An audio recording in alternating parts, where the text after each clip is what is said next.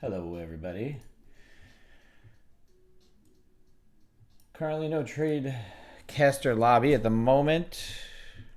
See what happens if that changes. Right now, we are about to open about a minute and a half away. We are opening on overnight lows here and now, right at our 2068 level.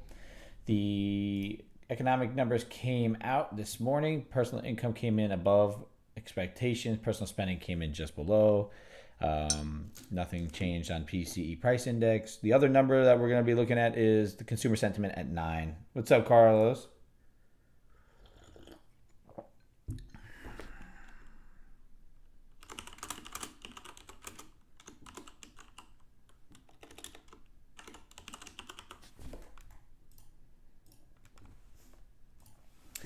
As I mentioned, my TradeCaster's not really working currently, so we're just going to go ahead and stream this today on YouTube only and make it happen.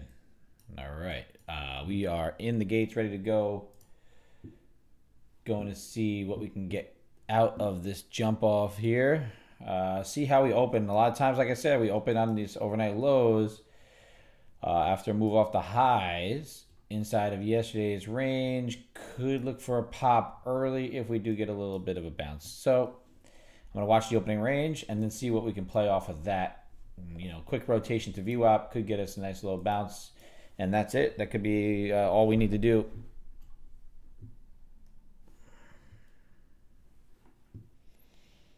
Markets are going to be open here in about a couple seconds. Oh, yeah, I'm not really sure what happened to my TradeCaster account. It's not working, so maybe deck booted me. Who knows?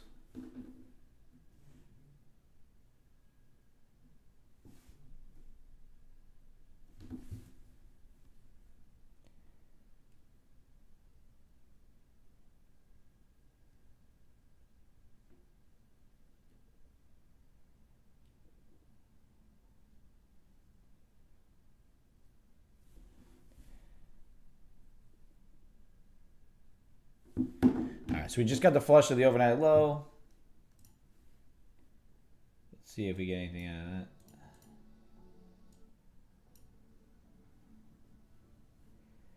All right, that's a pretty decent flush there. If we get a pop back up over overnight lows, see if we get a bounce off of the S&Ps there.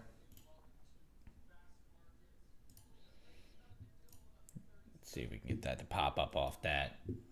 You know what? I'll go long through the 68 level. See what happens with our opening range.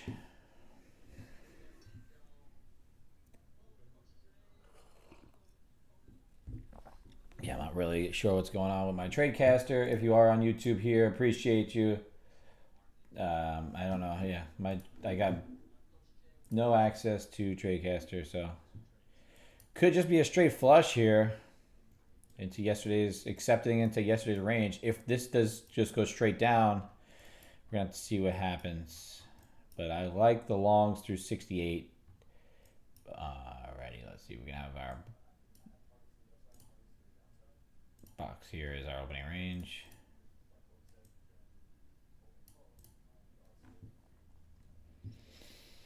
Usually we get a bounce here.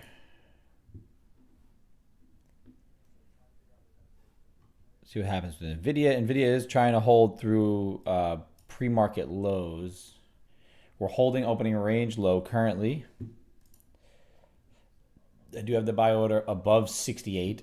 It could be risky business, but I'm going to give it a shot. See if we can get this thing to run early.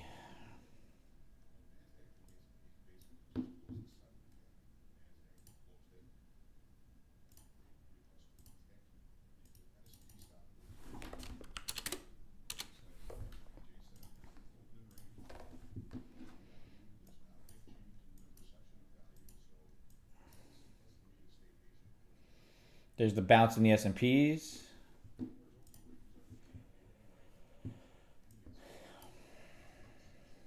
Like I said, I like the opening. I like the breakout of this pre-market opening, the overnight low. I want this to kind of flush, hold this 48, rotate back above 68, get us triggered long. Hopefully we can get it off kind of quick at VWAP.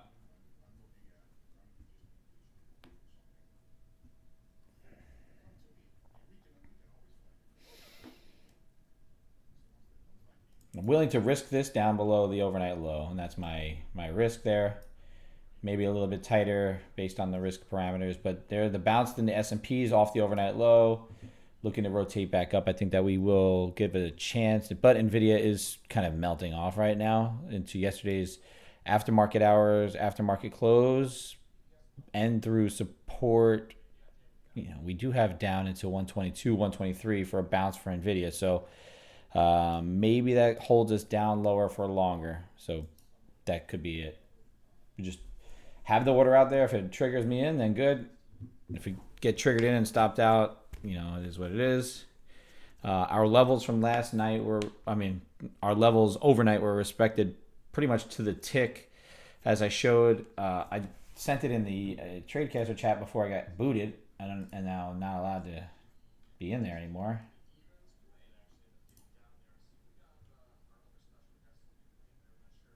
I guess I'm banished.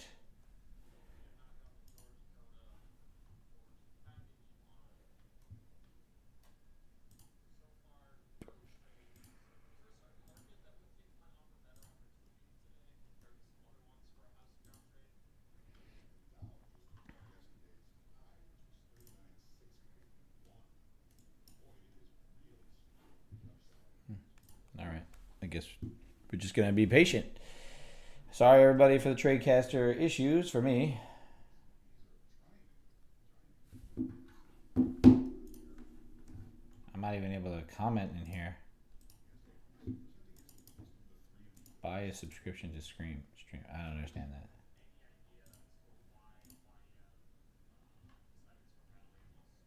It's not working correctly. So having streaming issues, another part of the problem of trying to stream and trade. So it's all right. We're here. We're on YouTube. If you're in here, great. If not, we'll see if we can fix it over the weekend. S&P is pushing up harder than the NASDAQ. NASDAQ's relatively weak compared to the S&Ps. Everything else is pushing upside. Russell's pushing upside. S&P's pushing upside over the opening range. So let's see if we can catch up with the NQ. Let's just get that pop to VWAP, which is that 21,100 level. It looks like it wants to push us up. Let's see if we can get through that. I am going to get triggered in over 68. I am waiting for that overnight low to kind of accept and hold. You can see Delta, nice and strong push to the upside. That 2068.75 is where I want to get triggered into the long side. This is why I took this order away from here. I didn't want to get triggered in there, but we'll see if we can get this thing to run up now. I did like the long off this 40, but I didn't trust that, with NVIDIA selling off, that I was going to get enough out of that. But now we're going to try and confirm and push it up. We will risk to just below the low here. Technically, I can only make 1,200. I'll pass this combine. So right now up to 50 on it. If I can get through this high, we should be safe. I'll go to break even. I'm actually going to go to even. Yeah, I'm going to go to even now that we broke through that high.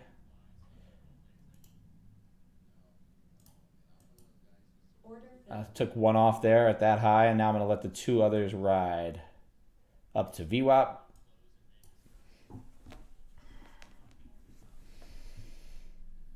There we go. We got that push, that pop up. I want to throw another stop sell here just to secure a little more. Leave the rest of it at break even. Should get a nice push. I'm going to go candle to candle here. I'm going to go candle to candle in the full position. Trail it out. See if I can get a little bit more out of this squeeze. Looking to pass these comments. As this gets us up to VWAP, we'll pass. If not, we'll get stopped out right there. Nice little first trade of the day. I'm very happy with taking that as taking it off quick. So now I'm up 391 on that. You lost on that trade? What do you lost? I should have held it, obviously. You could see that if I took that other second contract off, let the third run. I did expect this to be the breakout rally. Let's see if we can come back, pull back, and get me something into here. Otherwise, we'll kind of be just sitting.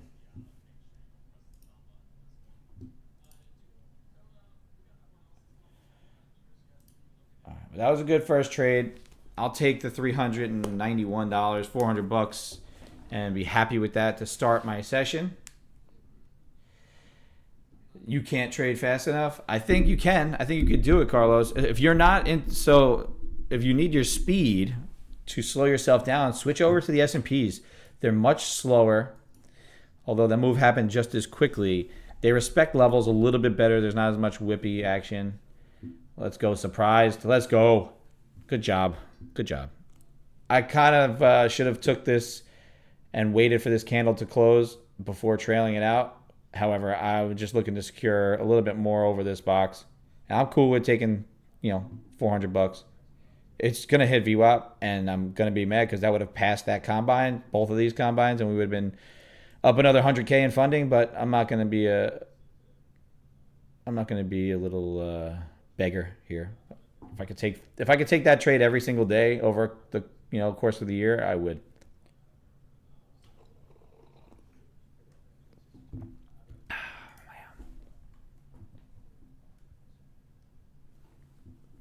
There's that little bit of a banger of a trade there. Hopefully you're in and you're holding. Carlos, you don't need to be so quick. I was a little quicker with my trail. Like I said, I don't want to. So I had that set up, Carlos, right?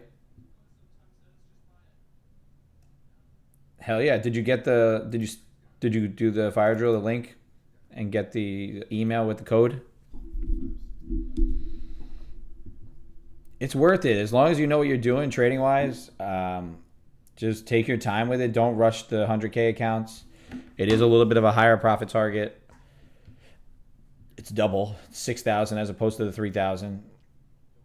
Yeah, absolutely. So if we get a nice pullback into the overnight lows, I wouldn't mind trying to do it again.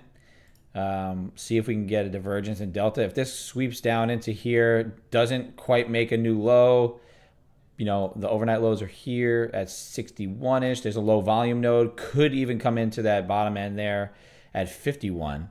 I would like to take that same sort of long idea through that 68 level again. This is a retest of the opening range. As I could start to scale into this, buy one, buy one, buy one, as it goes down into that level, but I don't trust it quite yet. I'm going to look to see if Nvidia is going to continue to roll, or if it's going to bounce, continue its bounce, or if it's going to start to roll over from here again, because it is at the bottom end. If you look at Nvidia here, Nvidia is sitting below the pre-market range here, right? The pre-market range is this yellow box. After market hours is the blue box. So we are kind of lingering around that pre-market low and now trying to flush lower. So that's going to be a determinant factor to what I'm going to be doing over in our NQ. So just be mindful if I start mentioning stuff about Nvidia, that's what I'm looking at. I'm looking at that white dotted line for a breakout above, and I'm looking for bounces around 122. If 122 gives up, I would expect Nvidia to start flushing more, but also the S&P, the NQ and the S&Ps are going to be affected by Daddy Nvidia as of late. And yes, let's see. Is there a way that I can get my chat into my YouTube studio here? No, I don't know how to do that. I gotta learn the streaming ways a little bit better with just YouTube and stuff like that. For some reason, like I said, my TradeCaster account's a little messed up. I don't know what I'm doing with it. So I'm glad that you guys found your way into my YouTube. And there was that retest of the 68. I just don't know what Nvidia is going to do from here. I would like to see it dip down below 68, flush it. Yeah, I'm gonna stream every day, be it here or be it TradeCaster. So I'm sure Deck will fix it when he's done making some money today. I just don't, I don't expect him to answer right away. See, now you saw my regular setup yesterday with the delta divergence and this sort of pattern here. If we kind of rip into VWAP and delta holds lower, even though delta kind of looks like it wants to start to break out again, if this runs into VWAP or makes a lower high and this delta doesn't follow through, I would anticipate there to be some pause here. I don't know quite yet if it'll rotate all the way back down. Russell did pull back into its opening range. It is holding above it. Let's see what happens with the delta, what the VWAP, what kind of price action we're having. But this was a great trade here. I could have probably been passed today on this trade. I definitely would have been passed. I'm not gonna say could have. I would have been. My two other combines would have been passed here today. Would have made a nice little trade. But I'm risk averse on a Friday. Fridays I tend to not like a lot of what happens. Also, I did not trust Nvidia. So I saw Nvidia starting to roll a bit, so I decided to just kind of cut it, but it started to pump right afterwards. So I mean, not that I tried to cut it, I just was a little tight in the box here with the full I could have left that one on and let the runner run. Just things to learn, things to adapt every day. You also have to just kind of understand your risk tolerance, what you want to try and get out of a trade, how much you're willing to give back in a trade, right? Especially with the combines, you kind of just want to take your money, and then just build it up. Same thing if you're early in the XFAs, take your base hits. If there's a banger home run, that's cool too, but it's not like it's going to happen all the time. I do have a lot of success if I could just allow my strategy to play out a little bit longer term. Might have to test it a little bit more on some micros maybe, where I do take this full rotation overnight high to overnight low with multiple contracts. This is where the bigger money will start to come in for me. Like I said, I am a little bit of a scalpy type trader here. So a move like this, overnight low to overnight high is 60 to 178. So 60 to 178. If I were to have taken this just like that, you're measuring it out. Even if you go to here, the 168 marker, that's $2,000 per contract. So that's where these guys are making their money if they're going to be holding a little bit longer term. I did mention it too. On a day that we open just below the previous day high, right? We rotated basically from overnight high to overnight low just pre-market, right? So we saw this the other day. I forget what day it was, 2 days ago. I mentioned if we open on overnight lows, there's a good chance that you get a bounce off of the overnight low through the opening range, right? So if we come back and retest this opening range high, I would like to be interested in longs, depending on what NVIDIA is doing at the time. Previous day highs here, we got to see if we're going to accept above previous day highs or if we're going to start to fail it and rotate back down. So these are things that you got to think about, if you're not in this initial trade right here, right? This clearly showed me that they were trying to sweep liquidity, grabbed whatever happens here at this support level, rotated back up through overnight lows, clean cut right through it, rejected it for a second, then right through, got our entry filled, and then we were never in any sort of risk technically. Would have been in and out right there.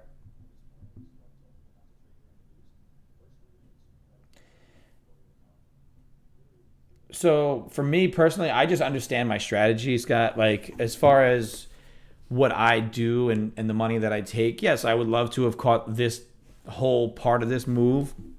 And then also, really the only way for me to kind of justify it is just adjust my trailing, strategy on it. I have a pretty much, my strategy calls for, if the move is happening quickly, I try to trail my stop quickly. If the move is happening like this now, where it's starting to go slower, but it's, now it's kind of stepping up because we're breaking through a previous day high, right? NVIDIA just broke through highs as well from pre-market. So looking to try and accept up to 126. But like I said, so realistically, my strategy is great for entries for a little bit of a longer term move, especially if you could have a bit wider of a stop. If you size appropriately, you have to understand for these combines and for these accounts, for these XFAs, for me, if I'm trying to keep in them long term and not blow them up, I'm taking $400 off the table when it's presented to me, right? And if it decides to run up another $1,000, $2,000, I can't be mad at that because my strategy calls for securing a good profit, right? A 1-to-1. If I'm already up 1-to-1 on this and secured one piece, I got to break even. Maybe I try to get another piece off, right? I want to be able to be in this account longer term. So if I can buy myself, two good trades, this is basically two full losses that I bought myself to just take another trade. Realistically, if I was through there, I probably would have took one off here. I would have liked to have taken one off at VWAP. But I don't get mad or FOMO at feeling this. I just understand that my entry is really great for a little bit of a longer term idea. And I can just make adjustments to it over the long term. So the more you can understand, like,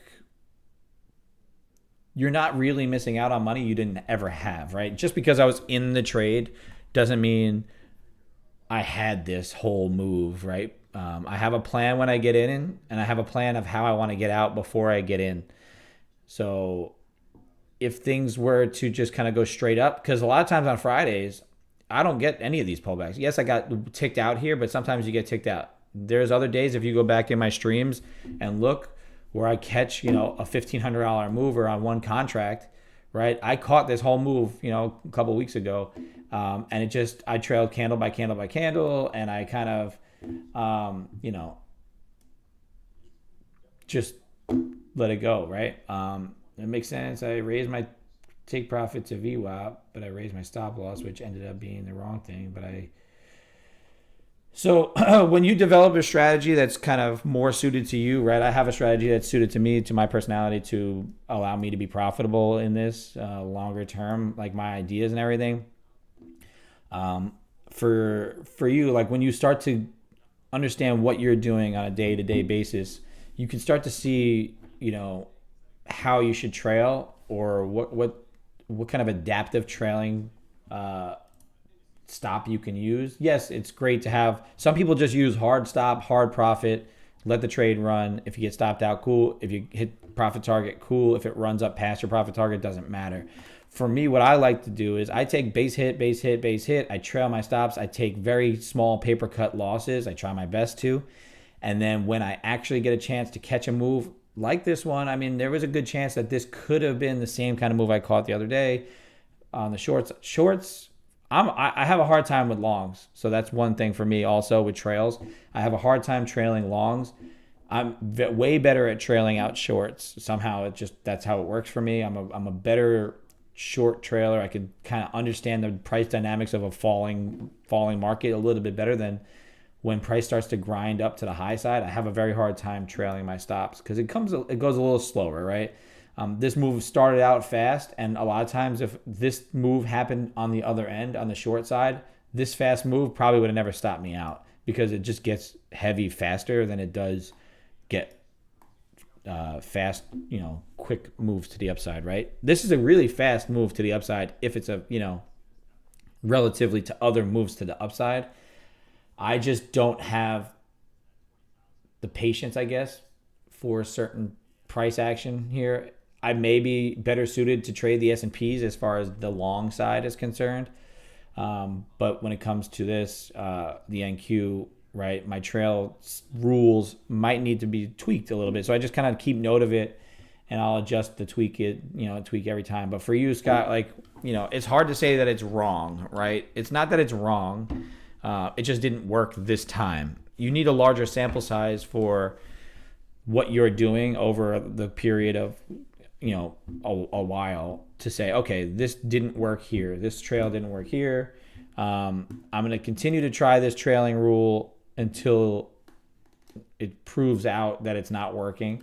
And then when it does, maybe you need to make a slight tweak. Maybe it's not moving to break even. Maybe, all right, my target is, I'm looking to rotate overnight low to previous day high here. It's a nice move. It's, 40, 60, 50, 60 points. I'll take 60 points every day. I'm going to risk to the low.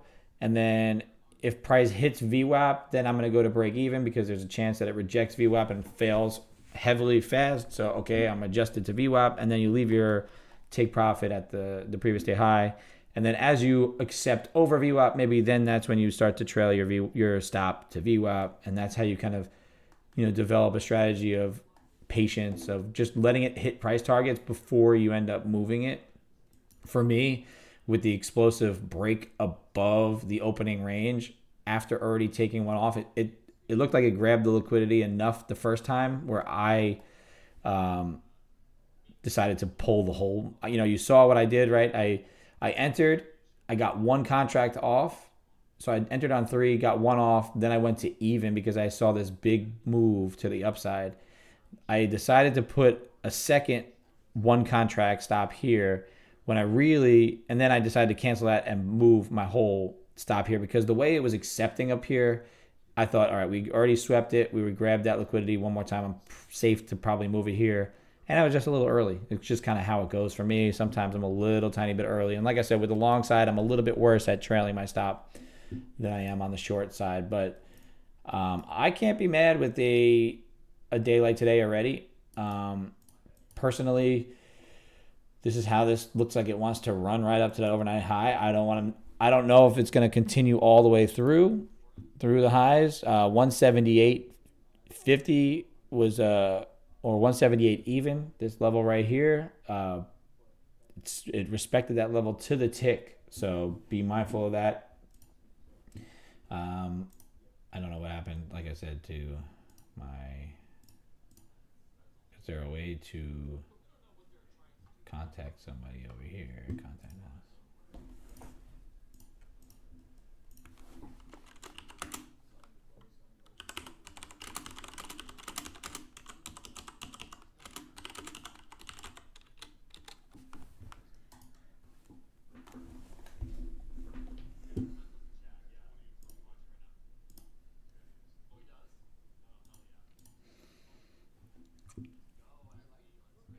Go enjoy the weekend, Temple.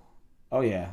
I mean, I'm up 400 basically, 391 here, 381 in the follower. Everything else is just anything else on top of that is gravy, right? I'm only just shy of 600, just shy of 700 away from passing both of these two more XFAs. If I see like an A plus opportunity, I might take it. Right, I'm not looking to go crazy and just hammer into trades just to hammer into them. If Nvidia just came back, retested 125.34 and is looking to move back upside. So the bullishness is in. Fridays tend to trend, and it's hard to find an entry a lot of times if it's going to do this stair step, straight up.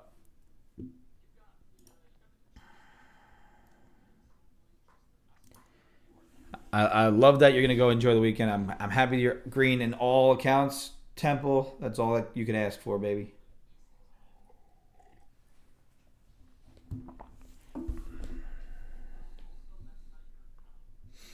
Carlos, so expand a little bit on. So right now, while we're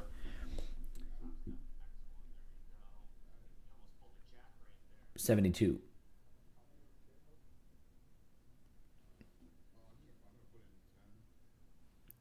Carlos, sorry, I got distracted. Carlos, expand a little bit on what you mean about can't trade fast enough. I wanna try and help as best I can with certain things that may or may not be uh, things I can help out with.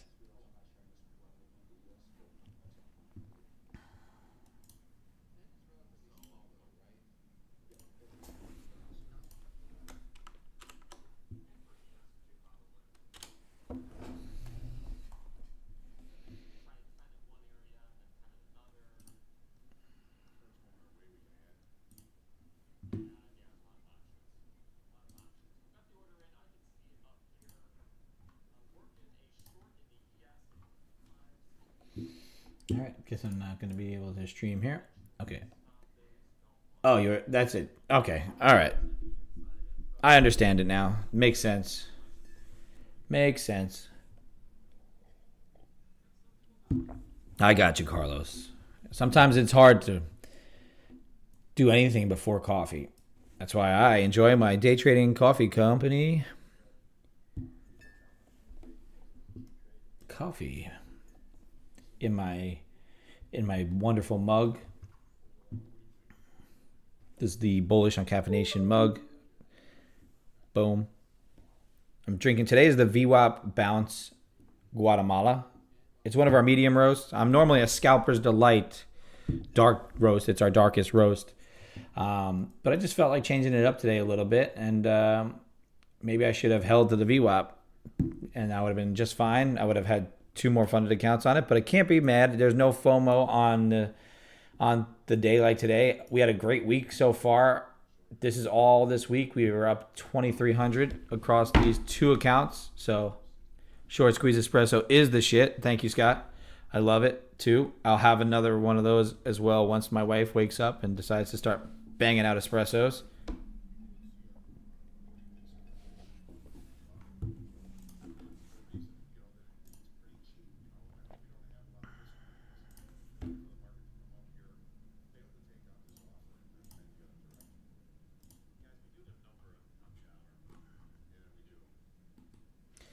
Be mindful. In 1 minute, there is a number coming out.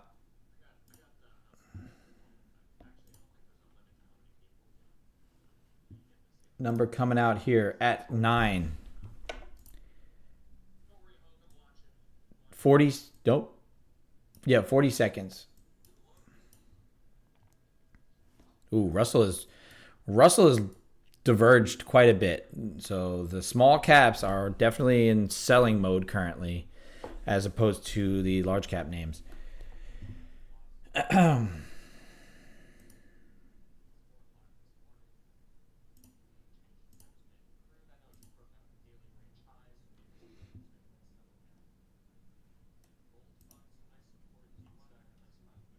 I don't hate the idea. I think at the highs, possibly a short could come in. The only problem is that a lot of times in the Fridays, it goes up.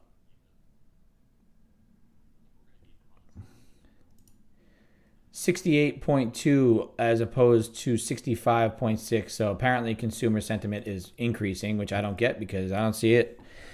I think they manipulate these numbers quite a bit. But hey, that's just me. Yeah. That's why you don't trade the number directly. You trade the reaction to what the algos do. All of this is algorithmic driven. There's no people trading the news like this. They're not driving this fast, whippy action, right? Larger size is not doing that. This is all based on algorithms and back end stuff that people, develop and, these big agencies have. But the upper band of VWAP, we are now in it. So we are a standard deviation away from VWAP. Same thing down here. You can see we rode that standard deviation all the way down, and then we finally popped off of it. This could rally this and hold the standard deviation for a bit. We are in an area where we could continue to break out. It is Friday. Fridays like to do continuations hype moves, especially here, right? So we are at overnight highs right now in the NQ. Here is that yellow line is the overnight high for the S&Ps. I would anticipate we do push this up higher until this 55.73 gets touched. And then you have to see what happens at 55.73. If that starts to reject and starts to roll over, it gives you a failed breakout. That'll indicate maybe the top for the NQ, and you start to see that rotation back down. But I would need to see this 50. That would help you time it better, right? The timing, if you have them side by side, right? The NQ tends to move faster, tends to be a bit more whippy. So, right, we could run through these levels. We could get through the highs and all that. And technically we are now pushing up back into, and like I said, we are accepting, like I was mentioning yesterday. Let me go back to this chart here since we're kind of taking a hiatus from actively trading this at the moment. I do want to watch it, but I'm not convinced. We were talking about how this contract had a nice rally up. We got into some consolidation, tried to break out to all-time highs, failed it, and rotated back down, flushing straight through. I mentioned yesterday that these are low liquidity zones. This whole entire box, basically from 100 to 60, was a low liquidity zone. So from 100 up to basically this area here where we were, right? This area here, you can see pretty easy move straight there from that level to that level. And now we're accepting above that 178, which is into this range. So if we accept and hold here, it's not out of the realm of possibility that you try and pop up into that 2270. And then since it is a Friday and we are in some sort of momentum rally, crazy push, there's a chance that this does go up into the all-time highs. I don't know about today. It could easily just continue to rally on up and pop off on that white line there. So just kind of be mindful. Yeah, I can do that for you, Carlos, for sure. I do it in the background. But I'll do it when you pop on, or when you're on. If you want, I'll do it after that little waiting room pops up, and then if you miss it, just rewind the stream all the way back to the beginning and you'll be able to find it. Normally I used to before I had that. Oh, all right. I think I got fixed. Let's see. I would like my Tradecaster to work, even if it hasn't been all day. Alrighty. Cool. There we go.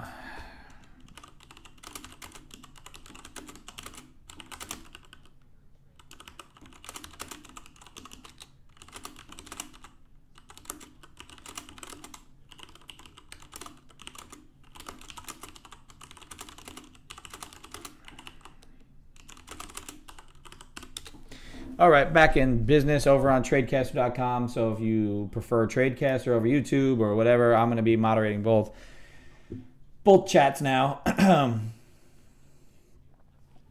Thanks to the support staff over at Deck Mara Trades. All right, so like I said, we have to watch this overnight high here, that 55.73 for the S&Ps, and that would indicate if you're going to get any sort of failure on the NQ as well. But right now, it looks like both are accepting over those overnight highs. Doesn't look like any sort of pullback is coming in anytime soon. NVIDIA is on its mission to the highs. It has broke out from the previous 1-2 days and is trying to run into Wednesday's high. Right now, we are looking at the top end of consolidation at 127.19.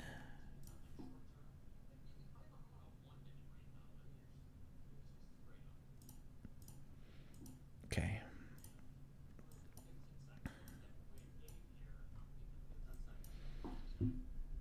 This is a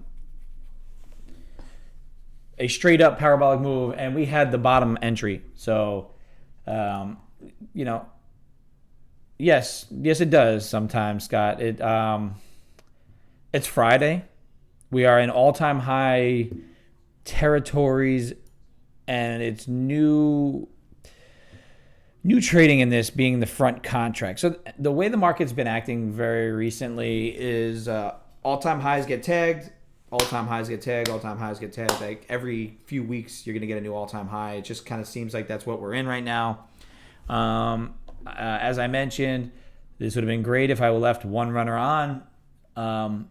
You can see how much of that move you could definitely grab, but it doesn't allow you opportunity to get into the long. It just kind of runs parabolically, and then it settles for a couple minutes, and then it runs, and then you're in a state where, is this the time where I'm the one that tries to get in long and it pulls back on me and it stops me out, right?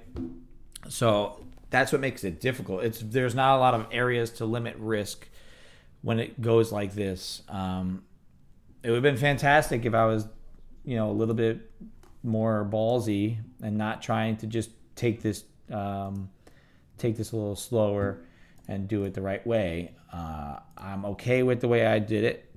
Yeah, not a good idea to short this kind of market. Like I said, Fridays, all-time high levels. NVIDIA just completely bullish at the moment.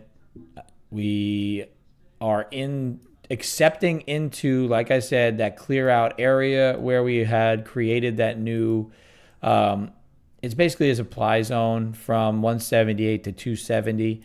So 270 would be that next overhead area of interest. And I'll show you that on a 30-minute. 270 is the top end of these two guys. Oh, it's right here.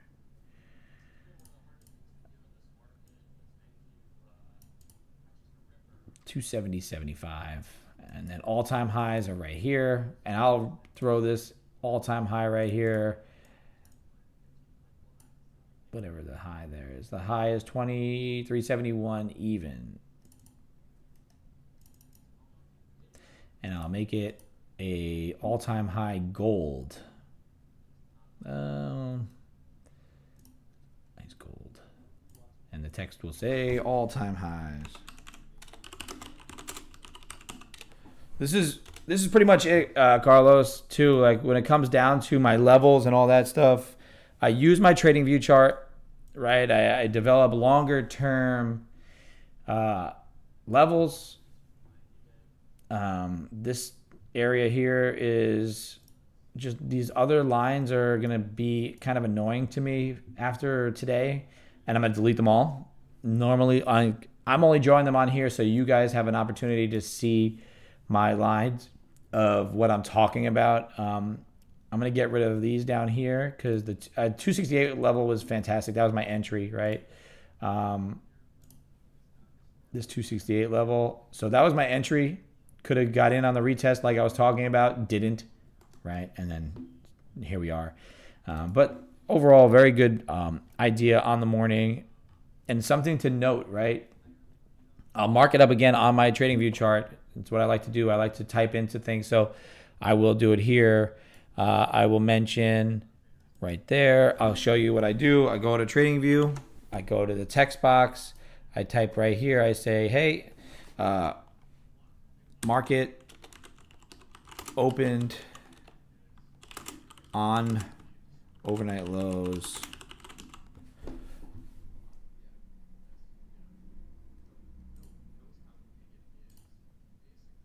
That's all I like to do.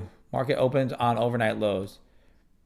And I just notate things that happen while I see them happening. So next time I see this kind of happen, it just gives me an idea. Oh, why'd that rally happen? What was my strategy getting in? It's like an active journal on my TradingView chart that'll help people out. So it helps myself out. I think it could help a lot of people. When I was up in New York doing the Tradecaster meetup, I'm going to delete all of these white lines because I don't want them on here. They could become important later, but I probably won't be trading when they are important. I'm going to keep 68 on there because I do think 68 is very important, although it doesn't. Actually, I'm not keeping it on there. I know it's important. We're going to use these two white lines up there to just kind of indicate what zone that we're in currently. Really, it's 178, which is the overnight high, up to the 270. That's the area. This 196 was something I drew up. Sorry.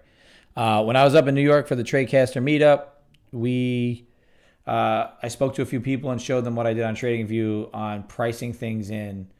So, and everybody had a nice reaction to it. So I think that's something that sharing that with you guys, it's something that you can do if you have a free TradingView account. You don't need it. You don't need anything crazy to help you make notes on your charts and stuff like that. If you don't want your active chart to be muddied up, if you're trading on Top Step X, if you're trading on Quant Tower, even if you're trading on TradingView, that might be a different story. This is where I start to like this. I'm sorry. I like this pattern to fail. But NVIDIA is still holding over 126. If you don't want to muddy up your trading charts, go over to your TradingView, your free TradingView. If you feel like you like to trade on TradingView and you may want to do what I'm talking about and you think it's going to muddy up your charts, maybe just make a second TradingView account on a burner email and then just mark it up there, right? Like you don't have to spend money to actively document your stuff. So just something to keep in mind. I think that's something that I like to do. I as I mentioned, this is a likely scenario for a Friday. For some reason, especially in the all-time high environment, we like to rally and go straight up, or if it was going to go straight down, it was going to go straight down and do the same thing the other way. Fridays seem to be trend days. They seem to be days where, more so not than lately, where if it picks a direction, it goes and it just continues to go for the whole day. So, using that information, I could have used that information for myself earlier. If you get in on 3 contracts, just take one off, accept your risk on the rest, and then just continue to, if I would have took a second one off, great, and then just let the rest ride. At break even, never really 68 got tagged. I mean, my entry was 68, so I could have had that retest entry like I was talking about to get that second entry in to at least get us to view up and rotate us up. On the combines, I would have been past the profit target here anyway, so it really wouldn't have mattered. I would have never been able to catch this whole move. Nobody really, if you're in it, great. There's no pullbacks. There's nothing telling you I should get out yet, except for maybe if you're trailing up here. Now starting to trail up into this 270, maximizing your profit potential on this. Otherwise, I don't see anything. You could sacrifice yourself there, Scott. I definitely don't think there's much entry criteria for anything. Even if you went long, it'll still go long, but also then it'll start to go short, and I'll try to short, and then it'll fail, and it'll go long again, and then you'll get stopped out, and then I'll get stopped out. This seems advantageous. It's it's baiting us into it.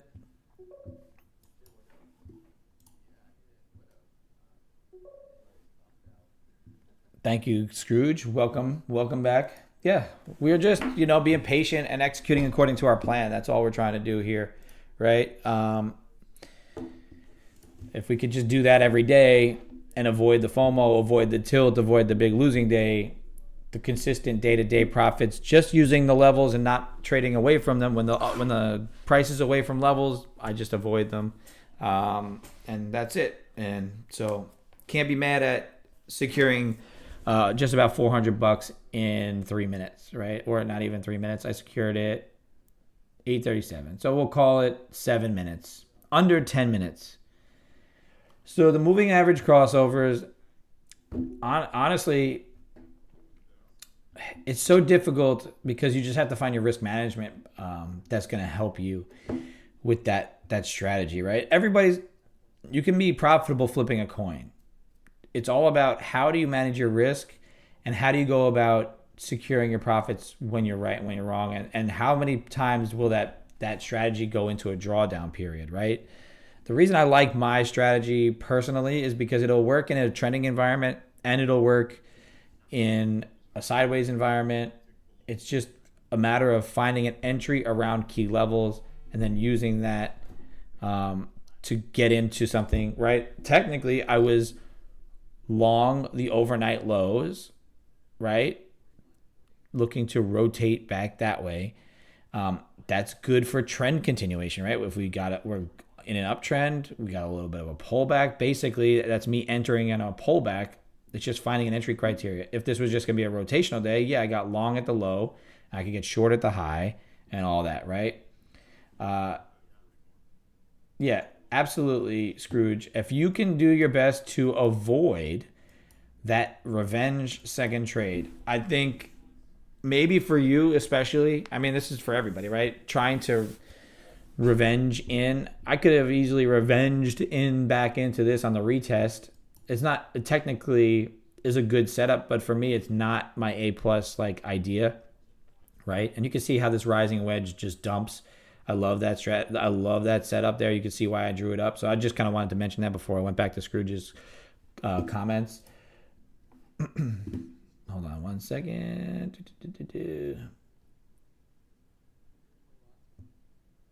Yeah. If you got to stop, you got to stop. You got to stop. Took $100 shorting it. Good stuff. Yeah, it's hard to let it ride in this market. I did like this breakdown of this rising wedge up into that 270. Look at that. I drew that 270 level for you in front of you, right? Look at that. Beautiful target, beautiful area of where there will be reactiveness, right? Just if you take everything and make it super simple, the levels are there. If you take your base hits, the home runs will come. Even D. Gordon hits a couple home runs, right? Just let this thing grind out. Look for some sort of setup like this where you're going to get tightened price action along a wedging idea, and then once that breaks, the seller gives in, and I mean the buyer gives up, and the seller starts to step in. Take your base hit on it, especially if it's at a key level. If this is away from the key level, that's not a great idea. If you take this failure and then the entry here, rotate down, watch this, it could still be bullish, right? It could still respect this up off of the 20s and then rotate through our level and beyond. But just look for these levels to be reactive. Scrooge, as I was mentioning, take your trade, enter it. If it loses, go walk away for 2 minutes. You don't have to leave the computer the whole day. Maybe just walk away. You lost, walk away. You win, walk away. Take whatever that trade, that setup gave you, and if it loses, you have to learn to be just okay with it, right? I try to relate everything back to baseball because that's what I've known my entire life, and baseball is a great analogy for a lot of things, but especially in this, if you take every trading day as, let's call it, we'll take every trading day as an at-bat. You get 3 strikes in the day, right? If you just play your 3 strikes every single day and you swing in for base hits, right? One at bat, you might strike out. Next at bat, you can't come into your next at bat thinking I struck out last at bat. I have to do more this at bat. You just have to concentrate on your next at bat, right? What pitcher is throwing? What pitches is what does he throw? What how hard? What is his change of speeds? What's his off speed pitch? What does he like to do? Things like that, and that's going to be your setups. What is my setup here? I'm just playing the chart, looking for my setup, looking for my next at bat. Oh, I got a next at bat. And I hit a double. Okay, I hit a double. I'm 1 for 2 now. I went from having a really bad day to having a pretty good day. It's okay. Or you could be 0 for 2. You could take one of your best pitches, get your pitch, hit it as hard as you can, do everything you do right, and then the outfielder makes a nice catch on you, right? You could have it run up and then stop you at a break even. That's kind of like what that was. It is what it is, right? It's just the market doing its thing. You could be 0 for 2 going into your third at bat. You can't think about the 0 for 2. You just have to do what's important now. Do your thing, execute your trade according to how you planned out your at bat, how you planned out your trade. So it doesn't behoove you, Scrooge, to hammer in on a moving average cross. It fails, and then you stop out. And then you just, oh man, it's going to do it again. I missed out on it, and click it again. I'm not going to say I don't do it, right? I'm not saying that. I'm just saying that's the worst thing that we all can do is just keep doing that. Click, click, click, click, click until it just burns you, right? So your strategy might be profitable. It's just a matter of you allowing it to be profitable. This is what this game is. It's all you versus you versus you.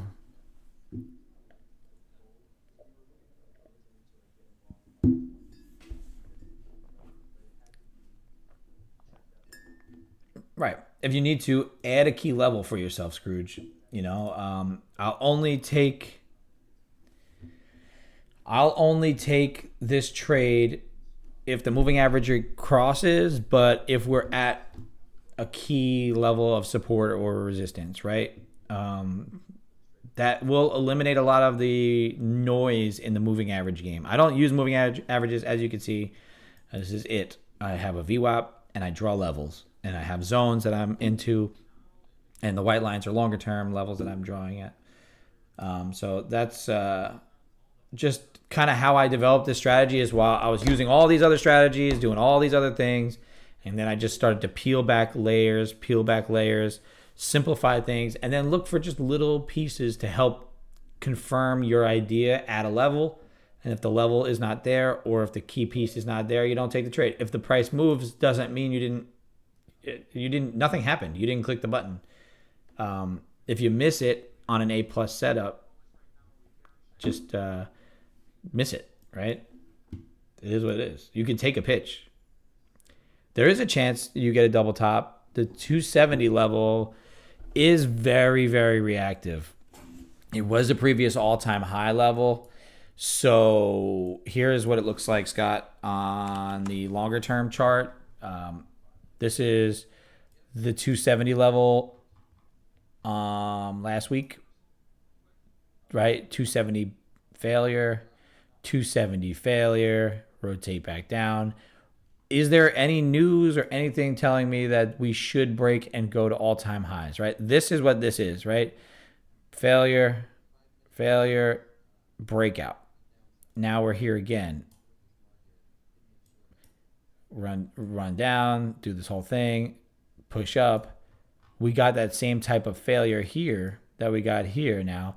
We have to see, potentially, will it double top? You need to have some sort of confirmation to give you the idea of what's going to make you confirm that this is going to be a short or not. Yeah, it doesn't. So my thoughts on this market is based on what's going on. It should be in the doldrums, but we're in a world that doesn't make sense. This is a magic world. The stock market is fake. Everything doesn't exist. We just try to capitalize on moves.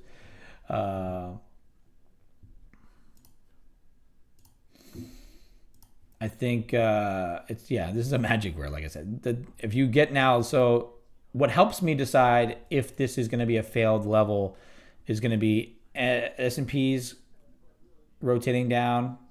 Could it fail this 55.73 level? That could help you make a decision. If it comes down and holds 55.73 and starts to rotate up and the NQ is relatively strong, it could continue to rally. Watch this trend line break. That could give you an idea. If it comes up over here and then it breaks the trend line here, right? I would expect at least another run of it. If it does just fail now, then great. If you're looking for a delta divergence, delta will help. If we were to try to make a new high and delta were to not follow through and not show aggressive buyers pushing up through this level as well, then that would give me an indication of a double top type idea.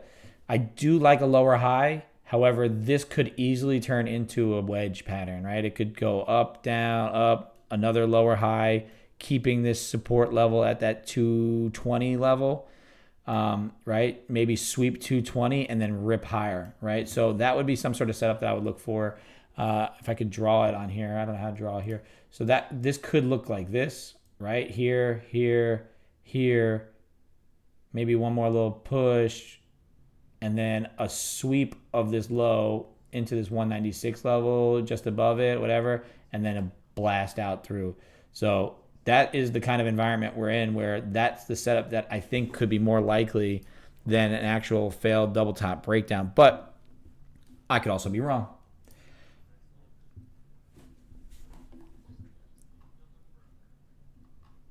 You saw that I'm going to get rid of things because I don't like to have them on my chart, but this, you saw why this worked, right?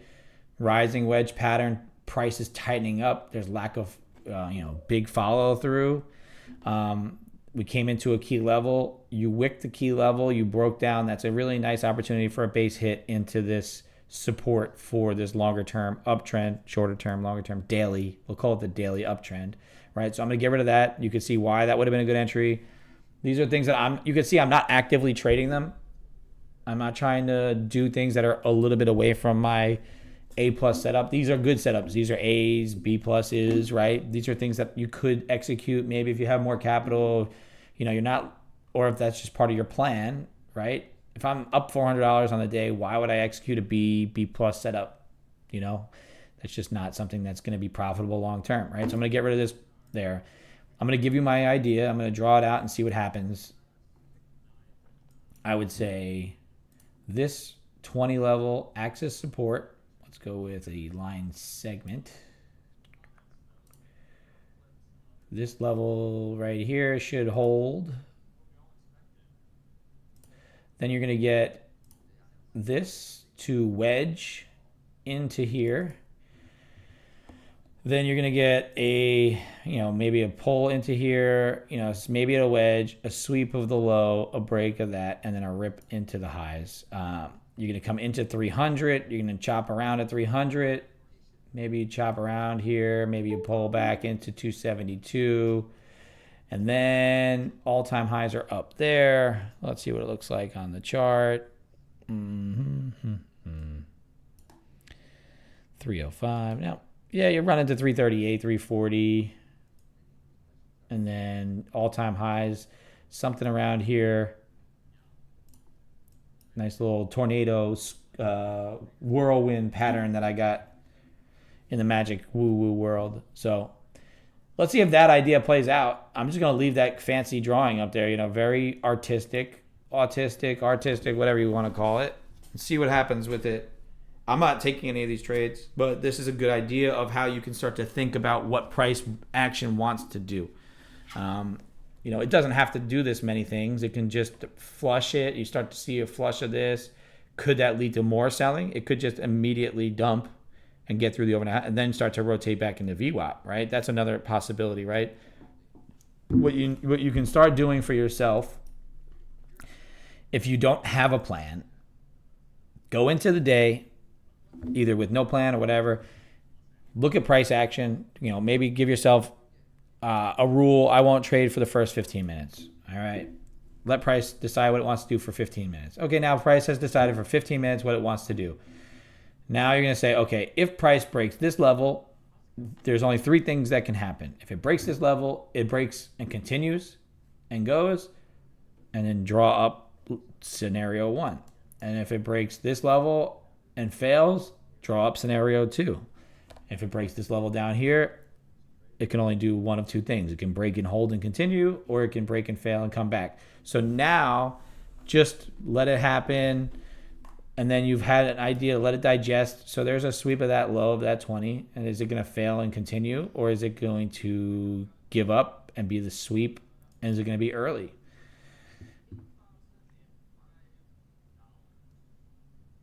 I like trading the first fucking 5 minutes and be done, you know?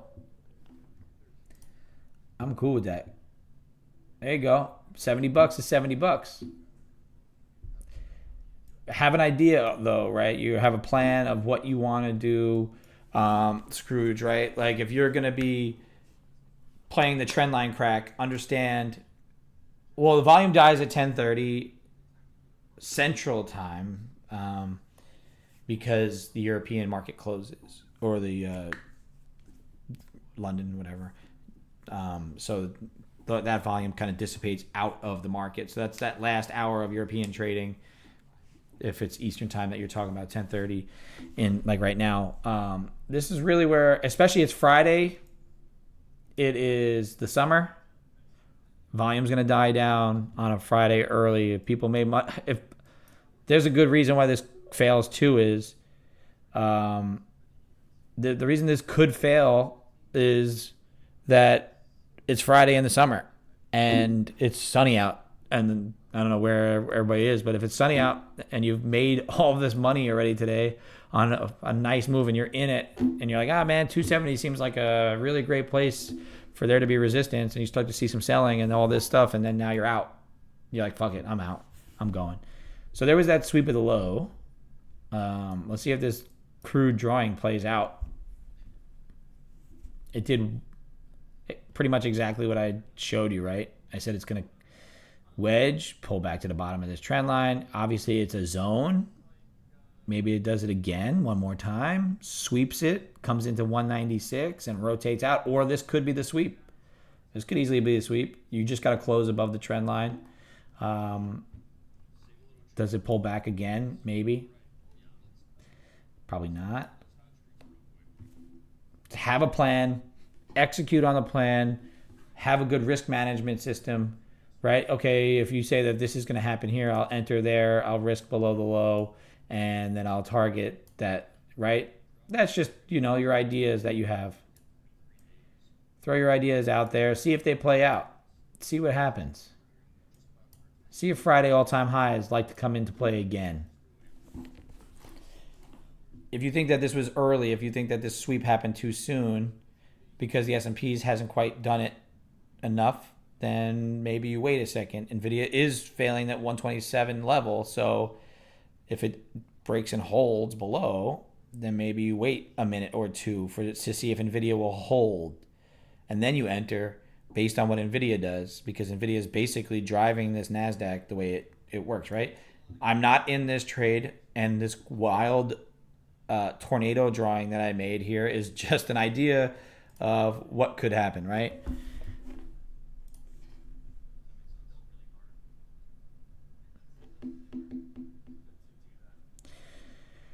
So that's the biggest thing, right? Scrooge, that's everybody's problem, especially early. If you have a plan on your trade, then you're going to be just fine, right? You have to plan out your exits just the way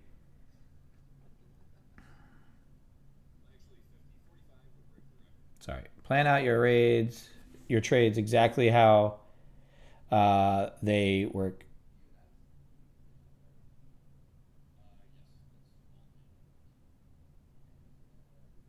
Sorry, I'm just texting Deck back.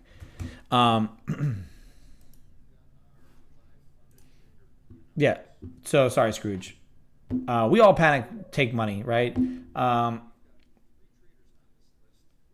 If you decide that you're going to be a longer term, there is a lot of profit to be made, and you have to just kind of decide pretty early in the day, or even before the day starts, right, where you think price could end up, right?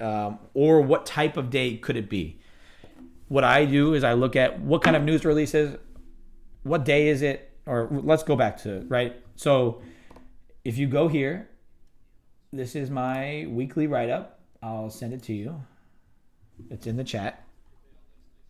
It will be in the chat in 30 seconds. If you haven't read it yet, you look at this. If you're in YouTube, I'll throw it in there as well. That's my weekly write-up. What I do is every week, Sunday night, so Scrooge set up a plan, right? Every week, Sunday night, get into the market, get into the weeds, get into your ideas. Say, this is what the week ahead looks like news-wise, right? So I sit down, I look back at last week, I say, what happened last week that is significant? Were there any news events? Were there any reasons why the market did X, Y, and Z, right? So then you go, okay, last week we had this, that, and that. Markets did this in reaction to it. So now I understand why that this level here, the 196 level, is going to be support. Because X, Y, and Z, right? Whatever happened that week, you kind of tie it in. And then you look forward to the next week, right? You look forward to coming into this next week, Monday through Friday. What do the economic calendars show me, right? The economic calendar showed me that early in the week, there's not going to be as many data releases that are significant.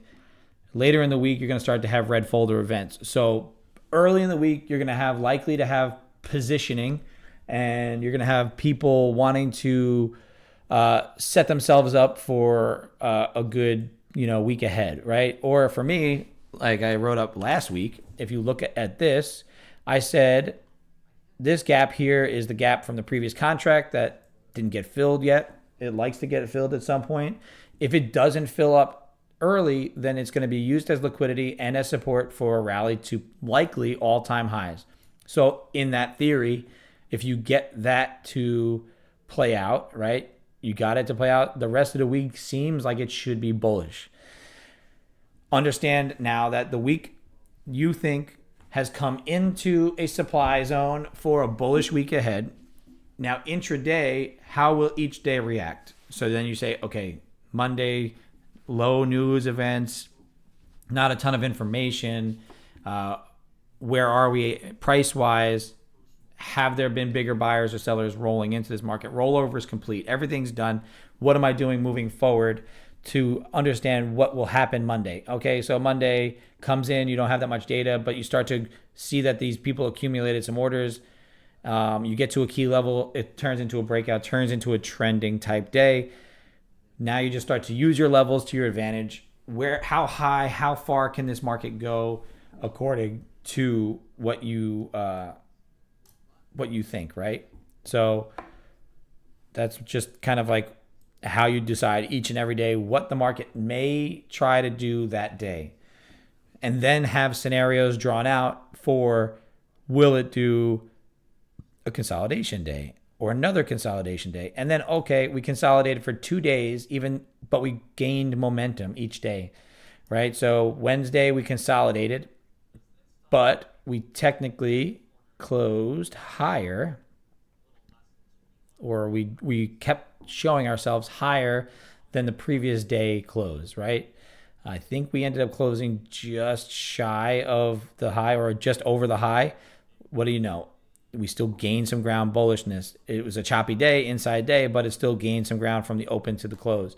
Then you look the next day, you open above the previous day, and then you close above that previous day. So choppy consolidation, some news, some data that drove us a little bit higher. Now, overnight, you consolidate, you pull back, you whip up to a key level, you pull back to a key level on, I guess, what you would consider okay news for the data market. And then now you say, what's the environment? It's Friday, it's summer. Fridays tend to trend. The market's opening at overnight lows, which is going to be below previous day highs.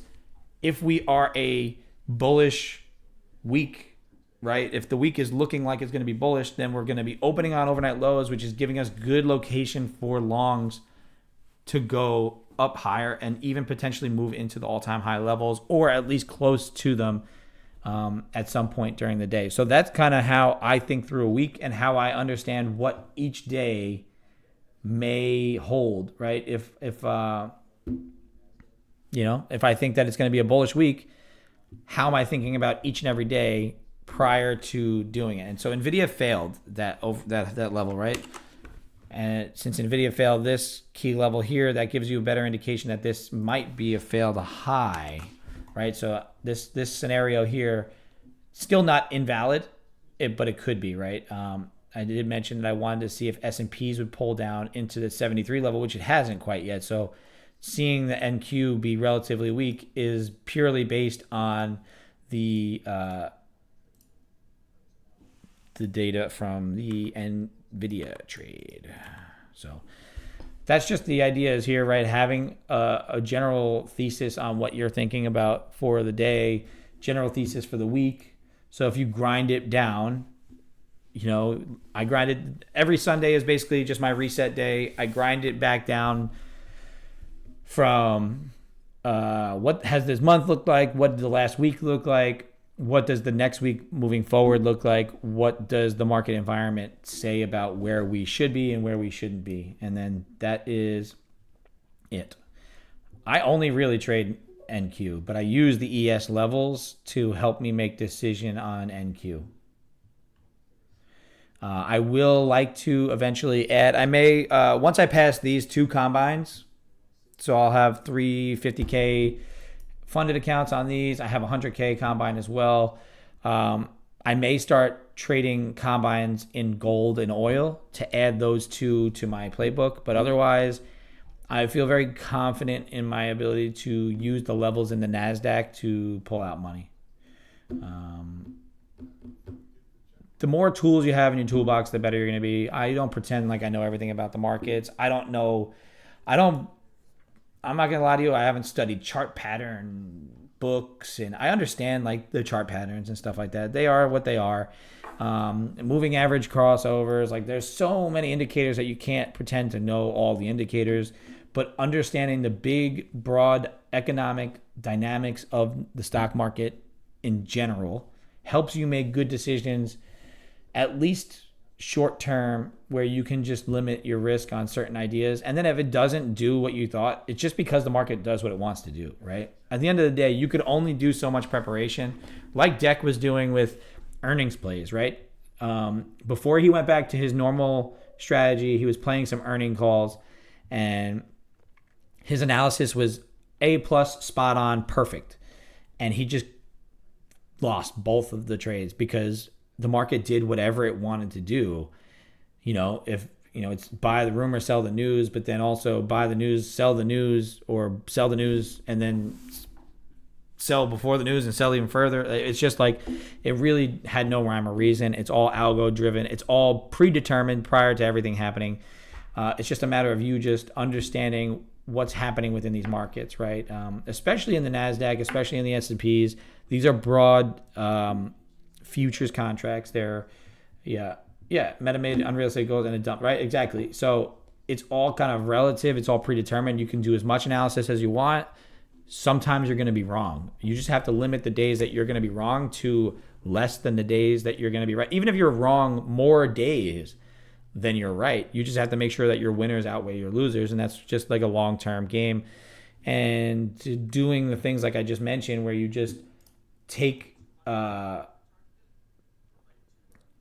it likes it. I like that too. If you can see it, if the S&P holds 55.73, it could definitely be a good idea for a long through here. This is that, we're going to get shorts involved, and bang, rotate us up higher. So I'll give you that.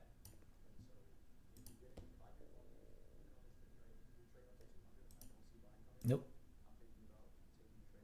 This one. Here, I'll give you one. Order filled. Here's my 100K account. I'll try that long with you.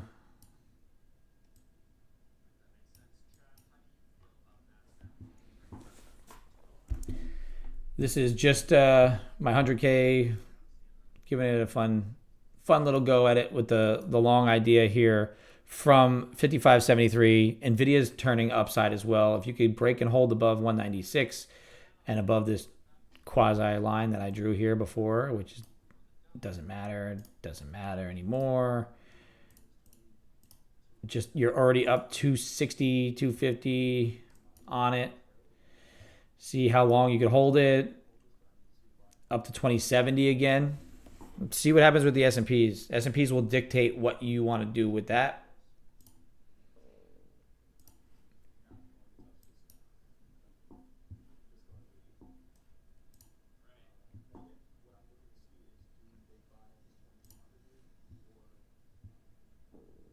We are at 2200 even. This is a very important level.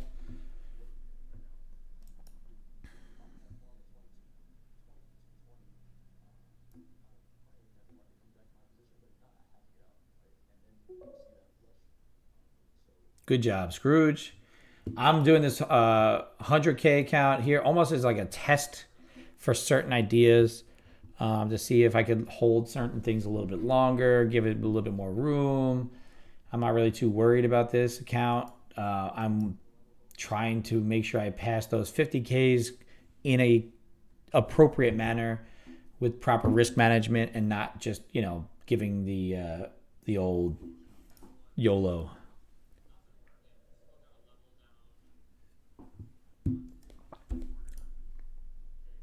If you look to just take base hits off these, they're fine. It's beautiful, right? It's easy. I could easily take $200 off per trade here on these bounces off these quick, and that's what you should do. Just take it.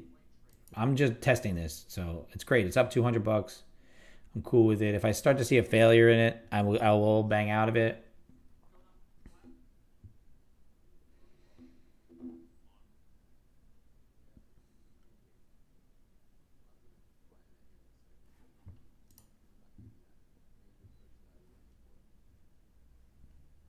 There's the S&Ps helping us out, keeping us in this trade, right? 55.78, pushing upside. If you can get that to continue, then this NQ should follow. It's a little bit lagging right now, so that's a good sign. If it comes back to VWAP, we're going to be burning in this. So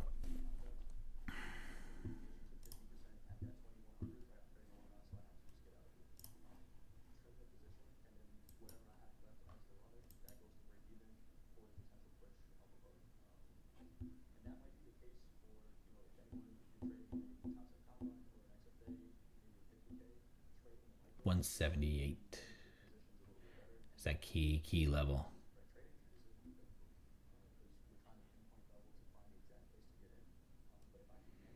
I'm going to go ahead and wait a second. I don't like it. I'm going to go to break even. If it breaks the high of that, then I'm going to go to 196 on that and then just see where it goes from there.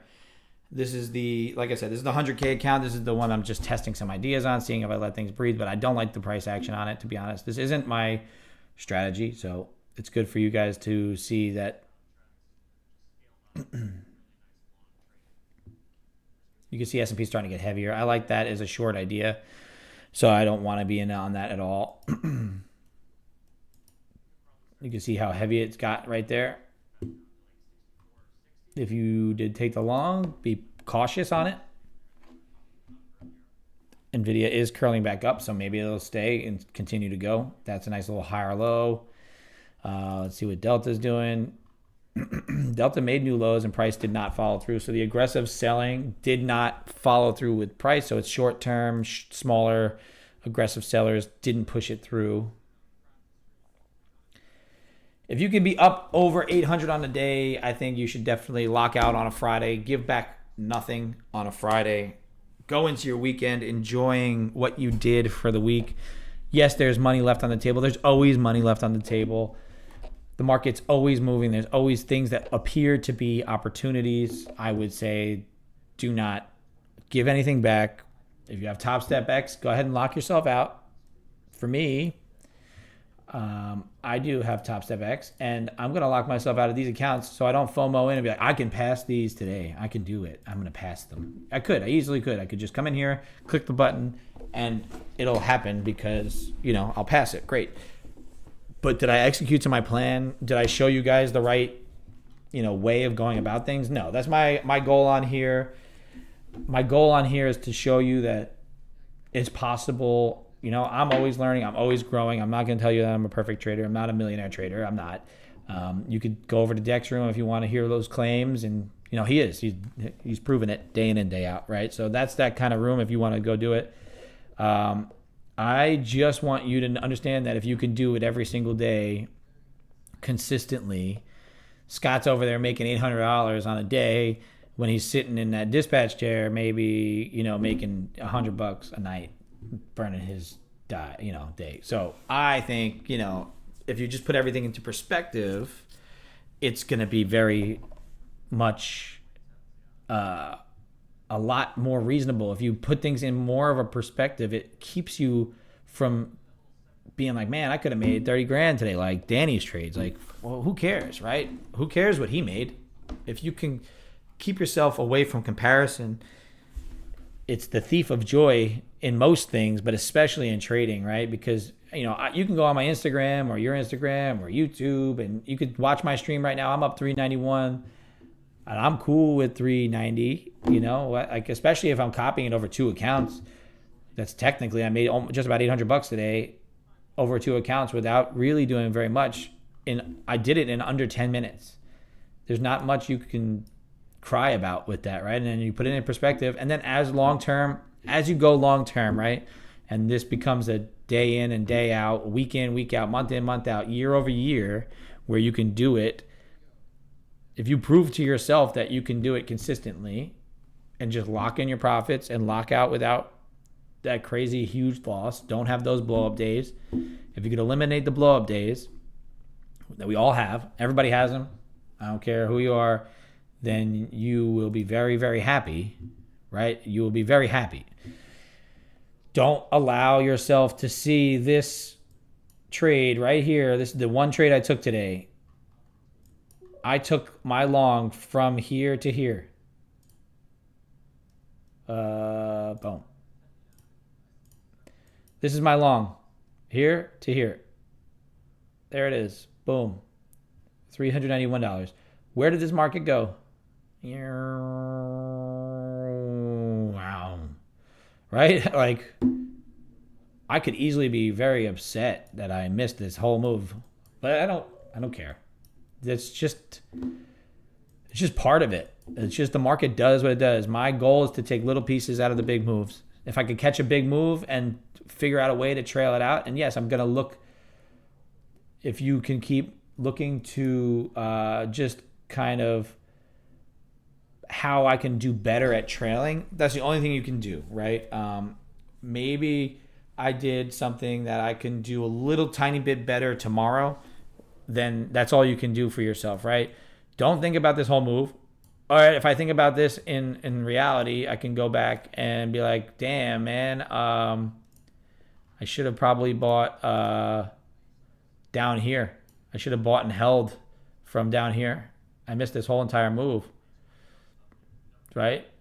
If you think of it that way, it's gonna be hellish for you. Everything is great looking back in hindsight. Everything.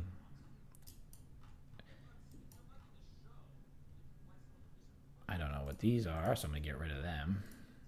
I didn't even realize I had some of these. So sometimes zooming out helps you realize that you have some drawings out there. Nice flush. Glad we got out of that long when we did, if you guys took that. Let those dogs out, dude. Yeah. So my advice for the day, advice for a Friday, advice for anybody looking to do this, you learn that you can only do so much, and whatever you do, whatever you play out, just let it happen, dude.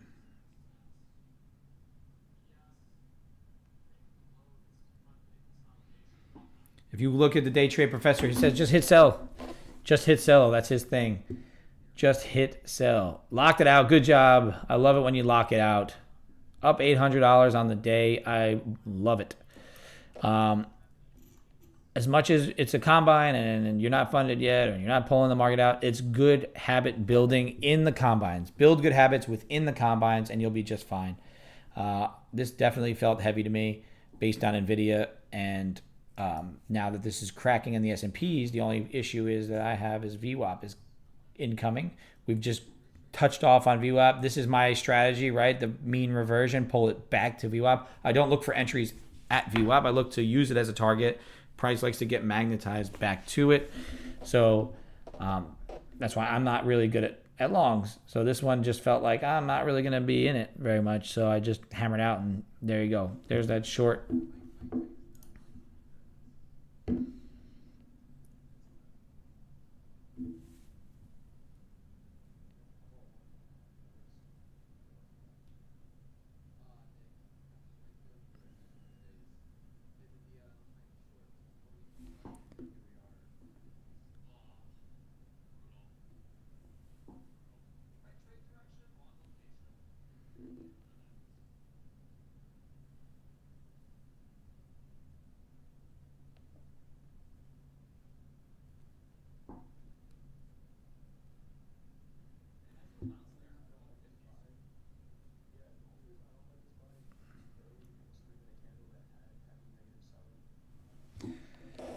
Oh, yeah. Lock it out, baby. Lock it out. I love it. I'm very, very proud of you guys today. Everybody complaining about being green. I don't know what's so bad about that. I don't know. I get texts saying that he's locked out. He had a good trade. He's mad that he missed the whole thing. How can you be mad about making money? I like Temple came in. Temple was up $200 across a couple accounts. Temple left.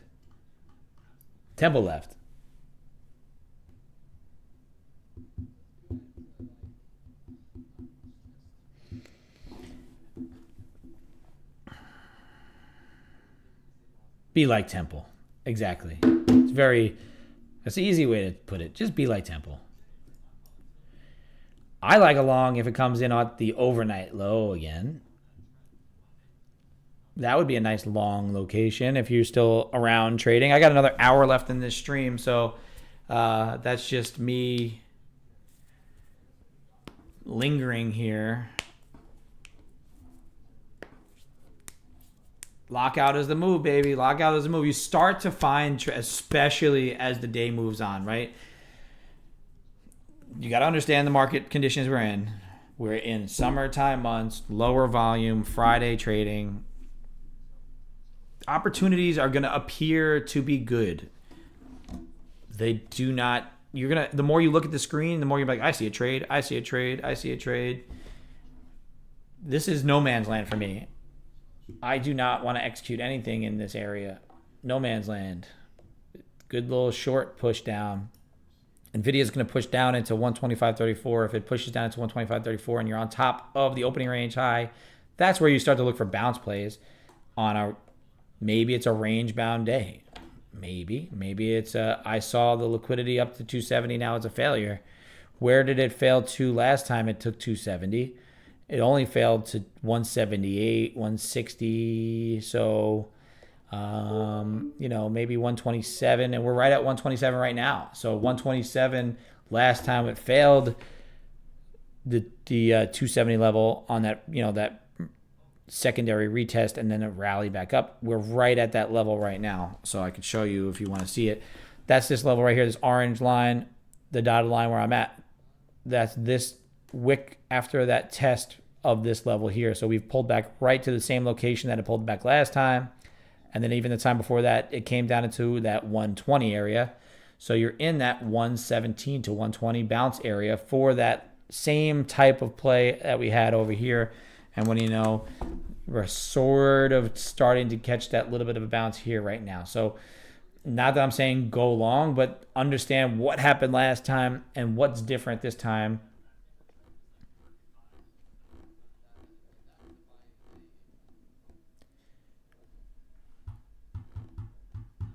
All right. Yeah, so I was just on Deck posted he had a little bit of loss. That happens sometimes. Sometimes you go a little red. Not too crazy. His big days are way bigger and more consistent than his losing days. So that's fantastic. He's up over $8,000 the last 2 weeks. So this not too shabby. And he also mentioned that next week we have Monday and Tuesday really as the only full days of trading. July 4th is Thursday. Wednesday is going to be a half day trading. And then Friday is going to be the hangover Friday for people. So it's unlikely to be a really nice streaming trading week. These summer months, these holiday months, they tend to limit your trading days. So, don't go crazy today just to do it. Don't go hammering in and out. Don't go giving back or going bigger into losing territory just to do it. Do your best to enjoy your weekend this weekend. If you do, if you are locked out, I'm all for the lockout button. I locked myself out up 391 across 2 accounts. So technically really up close to about 800 across 2. We're very close to getting these 2 funded again. So we'll have 3 XFAs. And like I said, the month of June for myself was trying to maximize my funding. I did spend a week away from the charts. I spent time off on training schedules, holiday days. So, maybe if it pushes into July, I'm not worried about it. I'm not going to rush it. My goal for the year and everything like that, maximize all my funding and then just start to leverage what I can, one trade at a time, continuing to do what I do on a day-to-day basis. And obviously, when you see me go into all of my XFAs and start trading them all together, you might not see huge numbers day to day. I'm going to look for those quick wins and spread them across 3, 4 accounts, 3, 4, 5 accounts, and just maximize my profits in that way, right? So yes, I might show you a $200 day, a $300 day. There might be $1,000 days, but there will be, definitely. But I'm going to be trading small to start, 1 contract, maybe 5 micros across 3 to 5 accounts, and then you'll start to see it. So you can see the reactiveness around this level. Watch how price speeds up at reactive levels. Look at this. 10 o'clock hourly candle close, and you're getting heaviness coming in. What is causing this? 77% long on the tilt. That means this is going to be heavy. I don't know what we just got on a number. Did we get a number? No, I didn't get a number. But 10 o'clock is giving you a very whippy action. What's going on with the spreads?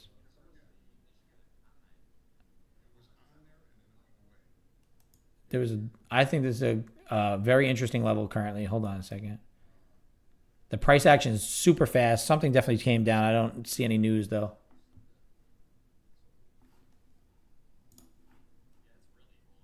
I don't know what's going on right now. Hold on.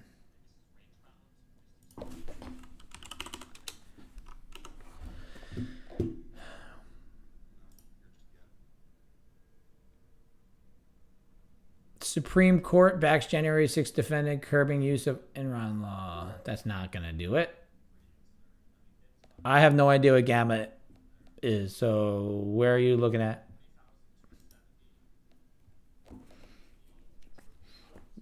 Are you looking at this one?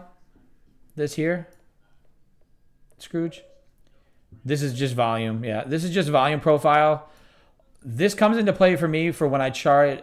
Let's say I'm going to enter into a trade, or if I'm going to look for targets. I'm looking for high volume node areas as targets, and I'm looking for low volume troughs, basically, as places where price is probably just going to squeak through and seek more liquidity down at the areas where volume was executed. So if I zoom in really, really far, you could see numbers. This is how many orders have been executed at each level. Right? If trading is price over time, basically, right? Trading is basically seeing where price gets executed the most, and that's where price is going to want to go back to. So for me, I'm looking for high volume nodes. I'm looking to sort of avoid the point of control. This yellow line is where the most orders have been executed, which means you're probably going to not get a lot of price action at this area, right? You're going to get more choppiness in this area because price is going to try and make decisions here.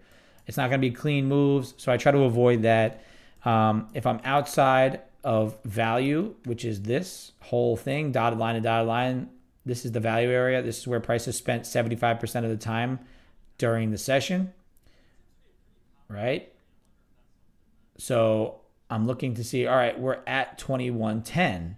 I want to see if I'm going to take, let's say I take a trade from 100. I want to rotate to the next high volume node through this low volume node. I expect pressure to push through these low volume areas and seek liquidity at a higher volume area, right? So it'll seek liquidity at the point of control. So probably looking to target the point of control off of 100. And then you're going to see if it'll congest or if it's going to burn through it. If it burns through it, watch out for these low volume nodes all the way up to 180 and into 183, which is the top area of the value area. So I do use these things in my trading. I don't talk about them as much. I will talk about them when they are important. They are things that you can incorporate into your processes once you start to understand them.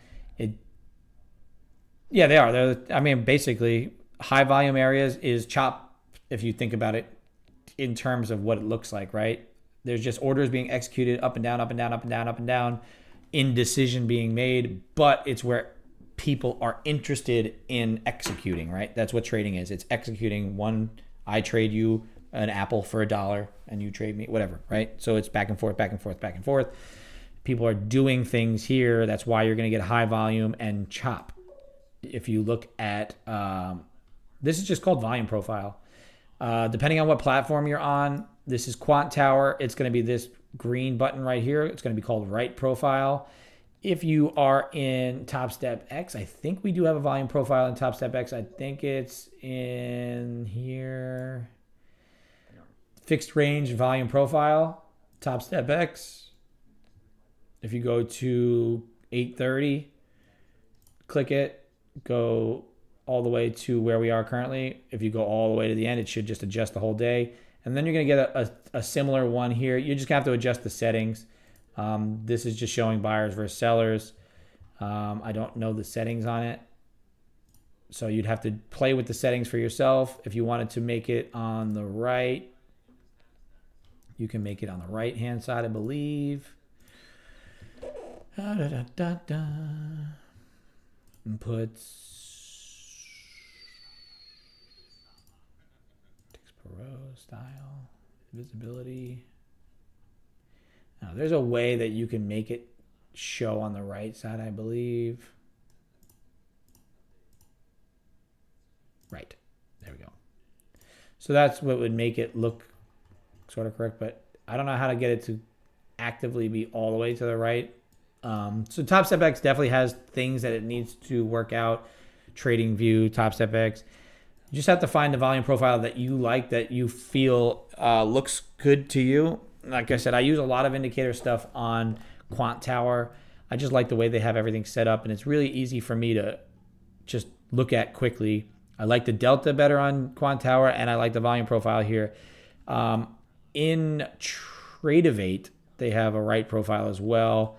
You do the same thing you did on Top Step X, and you just snap it to the right, and it just automatically adjusts all the way around. This is still very whippy. There's something going on. I don't see exactly what could be causing this. That's definitely not what it is. Live TV.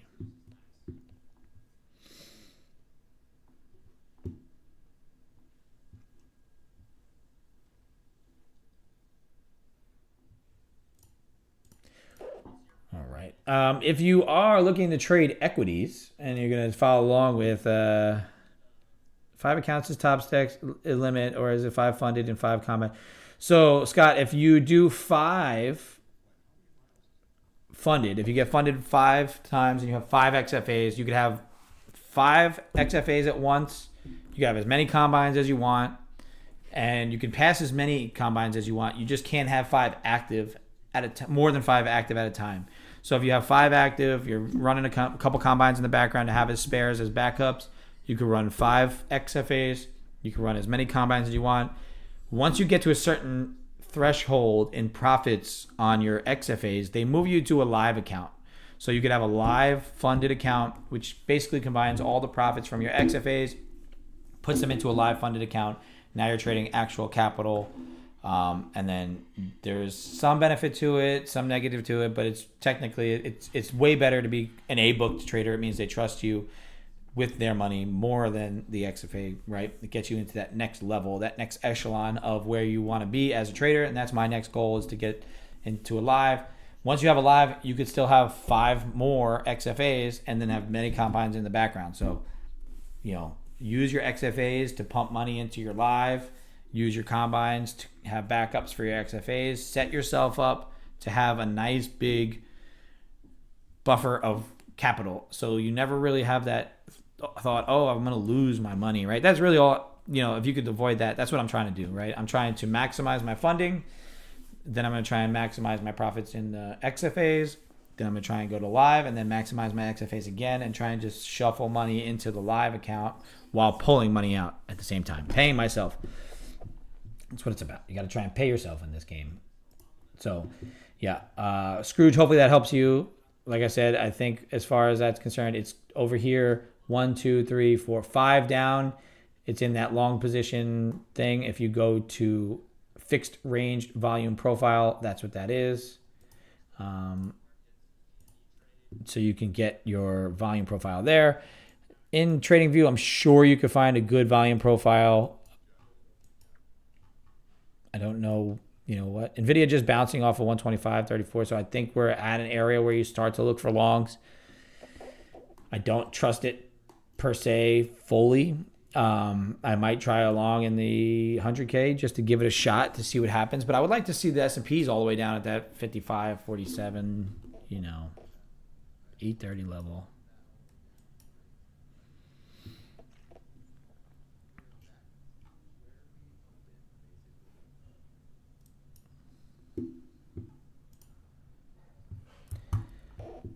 I'll see you at work, dude, but I'll be here on the stream Monday morning, 8:30 Central Time.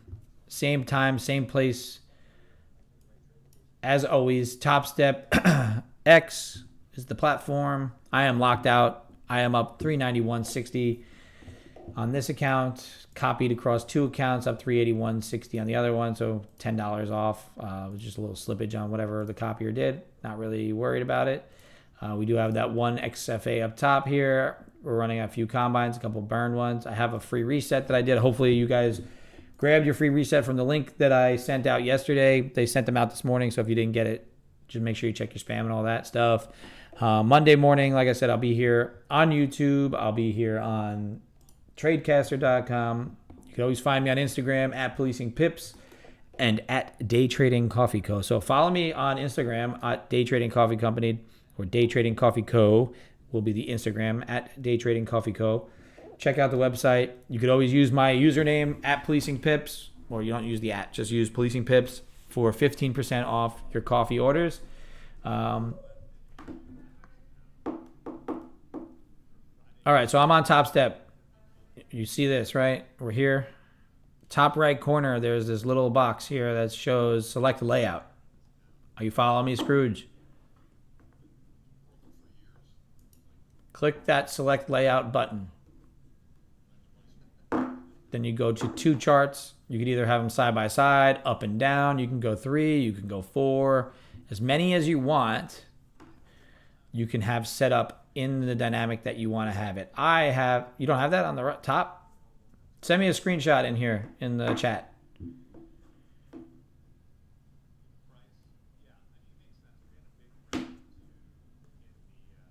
I want to see what your screen looks like.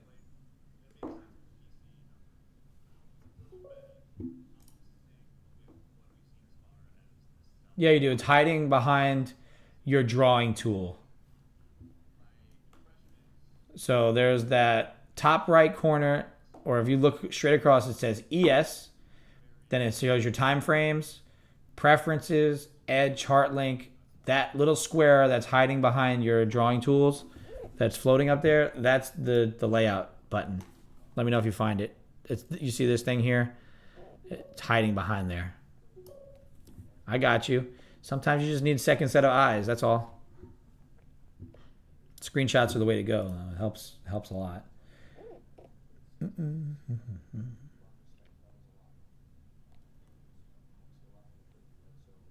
Well, it's cool that they have your moving average cross indicator. They've added a bunch of indicators, huh?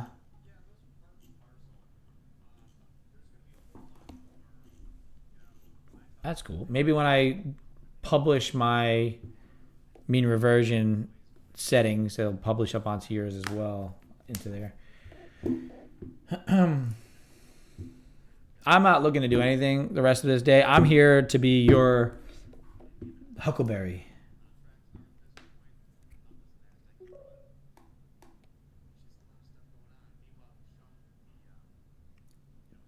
Good stuff, Scott. I'm glad you liked the stream. Hopefully it helps.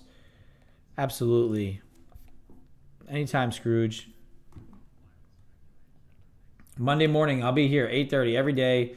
I know people wanted to see my charting up of my previous day highs, previous day lows, all that stuff. So I will set my little waiting screen up. And then after I come back live, I will set my levels once I come live. It only takes me like a minute. So I don't mind waiting until the last second to do it. But usually I have that waiting screen up now. I've developed that a little bit just to kind of just gather my thoughts prior to coming live onto stream. I want to see what happens with everything else. I might try and over the weekend, I'm going to try and update some of my coding in my trading view indicator that I'm working on. My best way to do it is just over the weekend. Obviously, I don't get live action on it, but at least I can test certain things, see if they'll line up correctly, and then come Monday morning, I'll see if it works, bug it out. Hopefully sometime soon I'll be able to share that indicator with you guys, and you guys can have it free. So you have the overnight highs, lows already plotted on your trading view charts. You won't have to worry about them. You won't have to worry about seeing what I do and, all that. You'll be able to do it. So I'm glad everybody's enjoying the stream. We had a really great, I was gone for a week, came back, and we've had a really good first 3 days back into the stream. Just noting for next week, as we kind of go into this, I am going to get a haircut today. I have an appointment before work, so I should probably get off stream a little bit earlier than normal. I am going to linger here probably till 10:45-ish, so about another 30 minutes, but I'm just going to kind of go over for what to expect from me come the next week or so. Obviously, we roll into July come Monday. Sunday night, I usually release my weekly write-up at around, midnight. So if you are interested in this at all, I release it every Sunday night. I'm posting it, making sure that it's there for you to have. It just gives you simple breakdowns of what I looked at for the previous week, right? I write up what I saw for the previous week. I give you charts of what I saw, what happened with price action. Then I start to look ahead. I do some more analysis. I give you the red folder events, what earnings are coming up, any sort of news headlines that potentially could drive what markets are doing. Some weeks there's not a lot of over weekend notes. I try to give you some information on individual stock names on what I think they possibly could do. NVIDIA, Microsoft, usually Mag 7 names, Apple, Amazon. These are some of the things that I'm looking at to help me make good decisions for the week moving forward. Then I kind of go into a little bit of the in-depth analysis of from the open Sunday at 1700 until when I do this chart, and then where I see the bulls and the bears to start to step in and kind of where the week would end up. So then you have all of these levels, right, to be playing out. So also, I'll give you my stream schedule, certain things that I'll do here and there with the stream schedule. If you like this write-up, if it's useful for you, or if it's not useful yet and you want more things added to it, please go over here and click. I'll type it in here again. I'll pin this to the top of the YouTube. Go in here, go to the bottom of the, read through it, see what you like, see what you don't like, see what you want added to it for the week ahead. I do give you a slight outlook. Sometimes my outlook for the week is a little bit more broad. Sometimes it's a little more tight, depending on what I feel the week is going to bring me or how much we're going to trade, right? So just throw your name in here. If you want updates and stuff like that, just click that little checkbox. If not a big deal. This just gets you emails and stuff from the coffee company, and it's useful. I send out discounts all the time and just articles and stuff. And I will start to send this out in an email. So when you do give me your email address, I'll be able to start to populate that, and then you won't even have to come to the site directly. I'll start sending it out as an email. Just write in the message that you like it, you don't like it, Just give me some feedback just so I have an opportunity to, make adjustments to it and do more for you guys. I'll do it here again just in case you didn't see it. You can go in here, type "I hate you," "You're the worst," or "I love you," whatever. I don't care what it says. Just give me some sort of feedback on the write-ups. You want to add NQ, you want to add ES, you want to add oil, you want to add something. Just give me that little bit of feedback just so I have the ability to help you a bit more, right? If you want more strategy stuff, I can do some more strategy-based write-ups, but I won't be doing that until people really request it and have an idea of what they want to do. Otherwise, head over to the shop, use my code POLICINGPIPS, and you get 15% off all your orders, and you get whatever you want, trading fuel for your trading adventure. We're here to be helpful. I'm trying to do my best to just provide as much value as possible. So, like I said, if you like it, go over there, click the like. If you're on YouTube, click the like button, subscribe. If you're on Tradecaster, same deal. When you get off the stream, I think there's a star system. I see the stars. Just give me that 5-star rating if you could. Subscribe to the channel. I am really just doing my best to grow this organically. I don't want to have people paying for stuff that they don't need to pay for. I just want to be like a little birdie in your ear trying to remind you what you should be doing, what you shouldn't be doing, and how you can benefit from just being on here day to day and going through the process of trading as a process and not just as gambling, right? Because there is processes to it. There are ways that you could understand the dynamics of everything, and I just want to do my best to help out with that, right? So I may eventually, as time goes on, develop like a free course or something that goes through everything that I know from beginning to end. We were supposed to do something here on Tradecaster the end of this month, and it hasn't gone through yet, so I'm just kind of waiting to see what Deck has to say before I go ahead and do it on my own and give you guys the value that I have. I guess I'm not trying to monetize that. I should, but I won't. It's all about just trading and doing it and giving you guys good value. So we're up here at 390. Like I said, I'm just here to give you guys some company. I locked myself out. I know Scott locked himself out. Temple locked out. Everybody's starting to lock out. Use that lockout button. Take your money. Enjoy your weekend. Note that, like I said, next week, Sunday night, that will come out. It'll be ready for you. If you wake up early Monday, you want to read through it. It's a useful thing. If you read it Sunday night, it's late night Sunday that I get it posted. Just because I have work up until 10 if I get out on time. It all depends on that. Next week we have the 4th of July, like I said. So Monday and Tuesday are probably our best trading days. Wednesday is going to be a half day. Thursday is 4th of July. Friday is hangover day. Not the best trading weeks.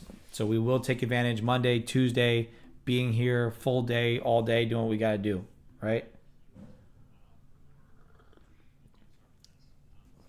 And enjoy your short squeeze espresso that your wife brings you because she's the best.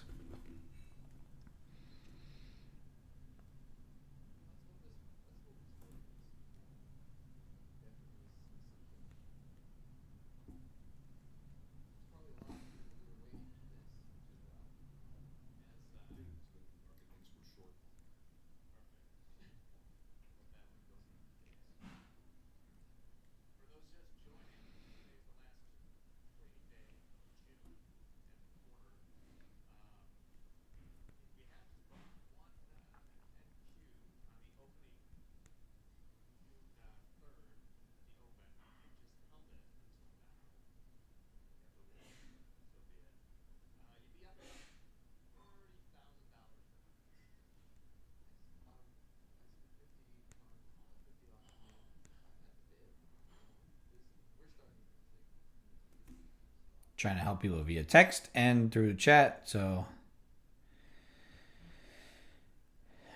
those of you who are seeing this,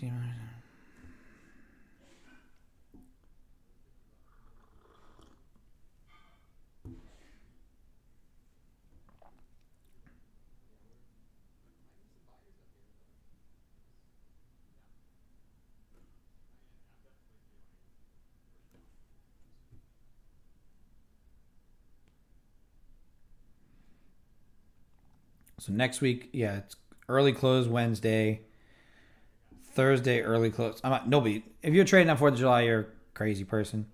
Yeah, Wednesday's early close, Thursday's early close. I would say that Monday and Tuesday are going to be the only trading days next week that are going to be worthwhile. And even those may be low volume type days. So understanding where we close today, what the price action does for the rest of the day, what it does to close out this week will dictate some of what happens Monday and Tuesday. And then just kind of looking forward at the economic calendar for Monday. Monday, we have a 9 o'clock manufacturing PMI. You have JOLTS at 9, but Jay Powell's speaking right at market open on Tuesday. So he's just going to yap about everything that's going on with numbers and could give you some manipulation of price action. So you might get some sideways action to open the day. When he's done speaking, you might get the move that you want, depending on what JOLTS does. So really just kind of be mindful. You got services PMI on Wednesday. Doesn't matter. We're not trading. FOMC minutes. We already know what they said. It's just the last minutes. They cross some words out, and it's the same shit. You might think it might move algos, but it's not really that important. Friday on the 5th, it is non-farm Friday. So you might get movement. It's going to be low liquidity. There's going to be, drunken traders maybe even. Who knows what happens on Friday, but just be cautious on Friday. Carlos, have a great weekend. I appreciate you always coming by. Like I said, if you ever need any help, head over to that education tab in the link and then just type me up a little message and I'll always respond. You already have my email. You could always send me something over there anyway as well. Like I said, it's Friday. If you're done, be done. I was done on that first 10 minutes of the day. I took my trade. I was done. Yes, I said that this was going to continue to rally and it was going to do what it did. And, we got that exact move. It was great. If you could have caught the whole thing, props to you. I don't have that in my playbook on the long side. On the short side, I could trail for hours. Something about the long side, it's just very difficult for me to do. It's just personality, I guess. I'm going to work on trying to develop that better. Until then, I'm just going to continue to try my best to just do what I do, take my profits and run, right? Like I said, after hopefully early next week, we'll have 3 XFAs. You copy across 3 XFAs, 391. Let's round it to 400 for easy math. That's $1,200 across 3 accounts, right? So not very concerned about one account catching this entire move when I can catch a piece of it. This I could have probably caught and passed those 2 accounts today, right? If I would have just traded it, left it alone, never touched it, even at this top tick here. But that's just hindsight trading, right? And you can't be doing that. This is all just relative. Just try to understand what you got going on and then move from there. Like I said, I do have a appointment in about an hour, so I would like to clean the gel out of my hair.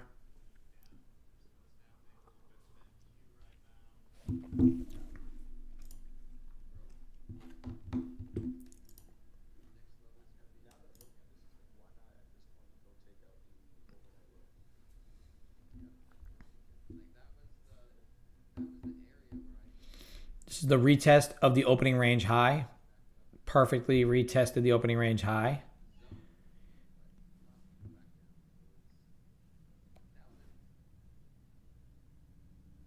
We are at 52,324. Passing the combines is 53,000 even. I have not exceeded the $1,500 50% minimum days. I've had a nice steady climb on this account. This is both accounts, so I'm just going to show you one profit curve, right? Just nice, steady incline. Today we're up in here, 53, 52.3, 52.400, right? Basically, we're 52.324, so we'll call it 52.300. We need about 700 tomorrow or Monday or whenever, 700 over the course of the next 3 days, not putting pressure on making that in one trade, making that in one day, right? I could have done that today and put pressure on. Yes, I might have got lucky and caught the longs and did what I did and passed these 2, but I'm not worried about it, right? We're just going to continue to let this thing grind up. and pass it organically without the pressure of trying to blow it, right? We're just going to keep pushing our way up, proper good risk management, doing our trading one day at a time, locking ourselves out, and giving ourselves the ability to trade tomorrow. I'm providing the value here. Yes, I'm working on maximizing my funding over the next, like I said, over June and July, 2 months that are historically not as good for me. Also, not that they're not as good, but just in general, I just don't have a lot of days. Some of the days during this next month, I'm in training. We have holidays. We have all these things. Yep. So I am doing this as much as I can. Obviously, I have a day job I have to tend to, but I also want to bring up this deal here. If you want to trade like DEC, like AK, if you want to use the equities, head over to Lightspeed. Take a look at the Lightspeed link here. It is good for a $5,000 account. Normally, Lightspeed requires you to have $10,000, but if you use code COFFEE, they will allow you to get in with $5K. Obviously, all these great features here, 3 months free of the platform, super, super low commission rates, very good locates on shorts. This is a professional trading platform, so if you want to trade like the pros, this is where you want to go. That's the platform you want to use. It will be linked in the chat in YouTube and in Tradecaster. I am going to cut my stream short here in about 10 minutes and get going with the weekend. I do have to get ready for work. Like I said, head over to daytradingcoffeecompany.com, daytradingcoffeecode.com, and hit the shop. Check out all of our beans. We got K-Cups now. You asked, I delivered. It's for the K-Cups. We have 10 different roasts, from decaf all the way up to espresso roasts and everything in between. Currently, I'm sipping on the short squeeze espresso here. This is my favorite espresso. As long as you have a good grinder and an espresso machine, you're going to get the best flavors out of our espresso. It's a great little place to go visit, check out what we have. We have hats. These are in stock. These are custom ordered. So if we do order a black hat, I will have to custom order it for you. So it'll take a little bit longer than the gray hats, but everything here is made and delivered on order. So you got all these things. We have subscription and services as well. So you subscribe and you will save 15% automatically. Can't stack the discounts, but it'll get you freshly roasted trading fuel monthly without thinking about it. It'll just be on delivery. So you do have that. And obviously our feature partner here, Lightspeed. And just take a look at the website. Let me know what you think.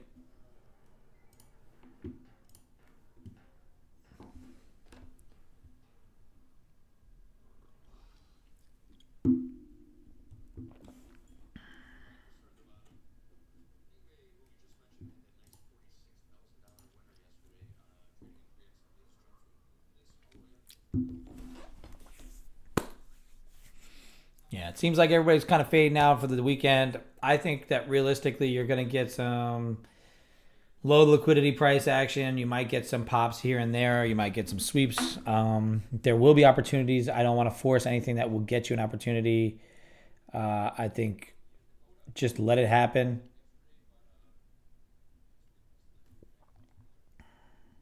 Let it happen. I am going to hold off on this reset. I'm going to pass these two first. I think this reset is good until July 4th. So I'll have to use it next week sometime. I'll probably use it on one of the burn 50Ks that I have.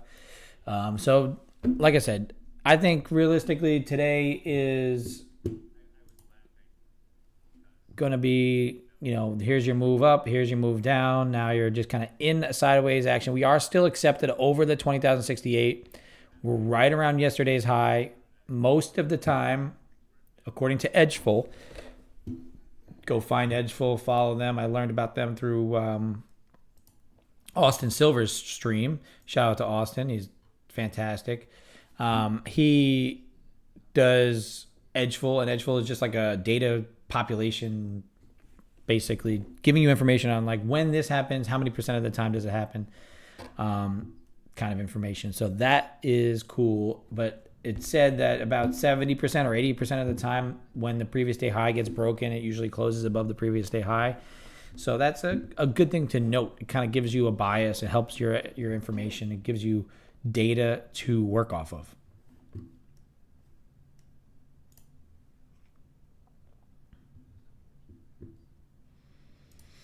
Mm-hmm.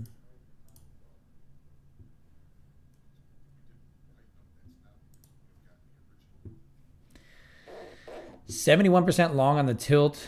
Interesting. It is a good location for long. I can understand why they went long, but I feel like maybe this just kind of chops around here for a bit. Especially with that long, I think they want to get rid of some of those traders. But we're so close to VWAP here.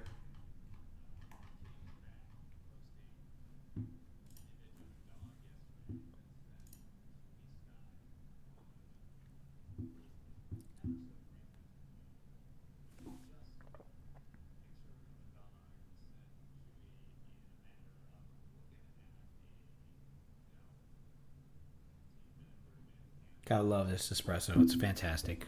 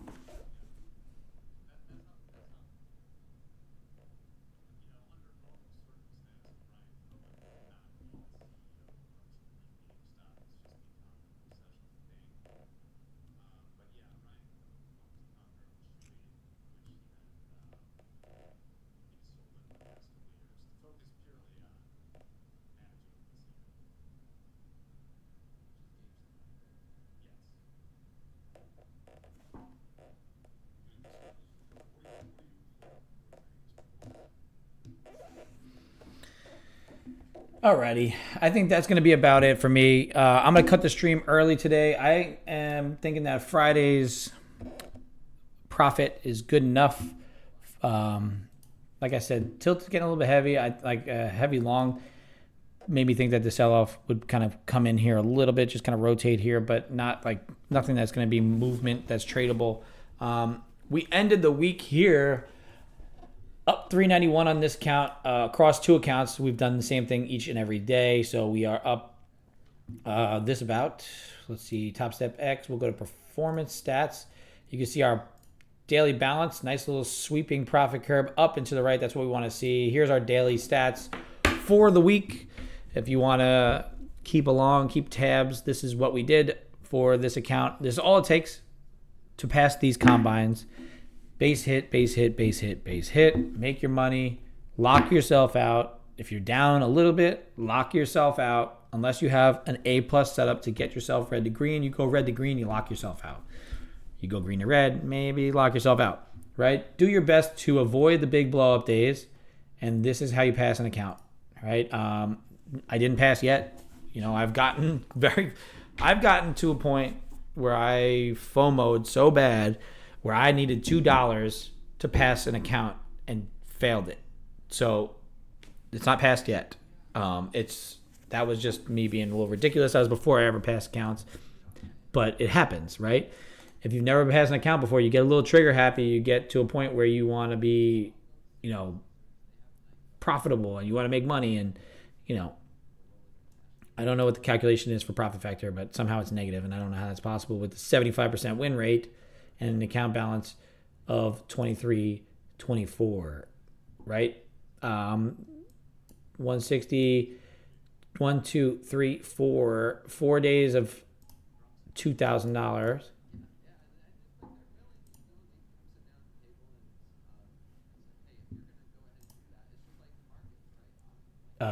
I'm sorry, 1, 2, 3, 4 days of $200.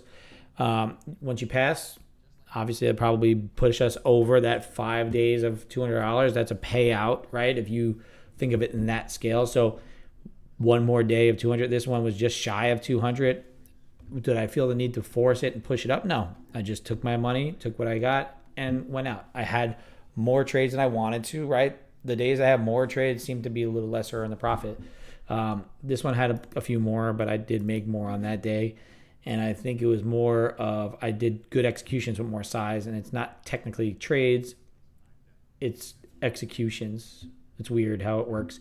But yep, up and to the right. That's all you can ask for, up and to the right. 75% win rate. I'll take that any day of the week, especially with our trades, the way we trade, securing profits, taking the money and run. 75% wins, 81% win.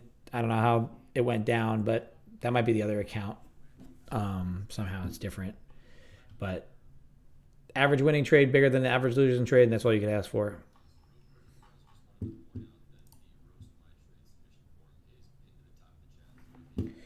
Yeah, I think that's about it for the day. Like I said, I appreciate everybody coming by, always being around, always having good conversation. It's good to see the same people kind of coming back over and over and over again. I really I do appreciate everybody coming by, checking out the account. Like you see right here, I manually locked out. I took my money and ran pretty early. Yes, there was a lot more money to be had on the table. We did not,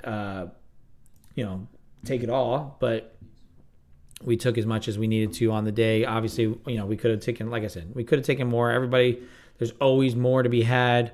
Just do your best to take your money and run. We did our best to encourage everybody to lock out, enjoy their weekend, do what they can do to come back into next week and have a good week trading next week and be out there, making money, right? So this is a long-term game, and this is where you want to be. So just do your best to enjoy your weekend. Next week is going to be holiday shortened, so make sure you are aware of that. Monday and Tuesday are going to be your opportunities. Wednesday, Thursday, Friday are going to be very light, low volume, tough to trade.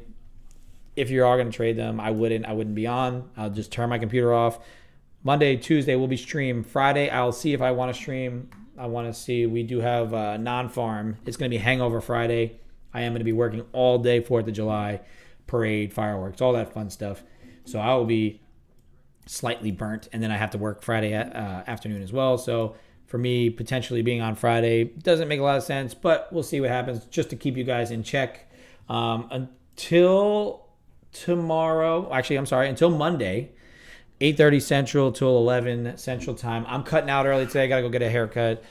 I think I've pushed my limits to the point of no return here at work. So time to reset a little bit and trim up the hair some. But like I said, I appreciate everybody. Have a great weekend. Hopefully you had a good profitable week like we had. We only traded 3 days this week on the stream, and we had 3 great days. Come back Monday and have another good, well-educated, well-executed plan. Work the plan, and then go away. Go home. Enjoy the rest of your week. I'll talk to you guys Monday morning. Until then, peace out.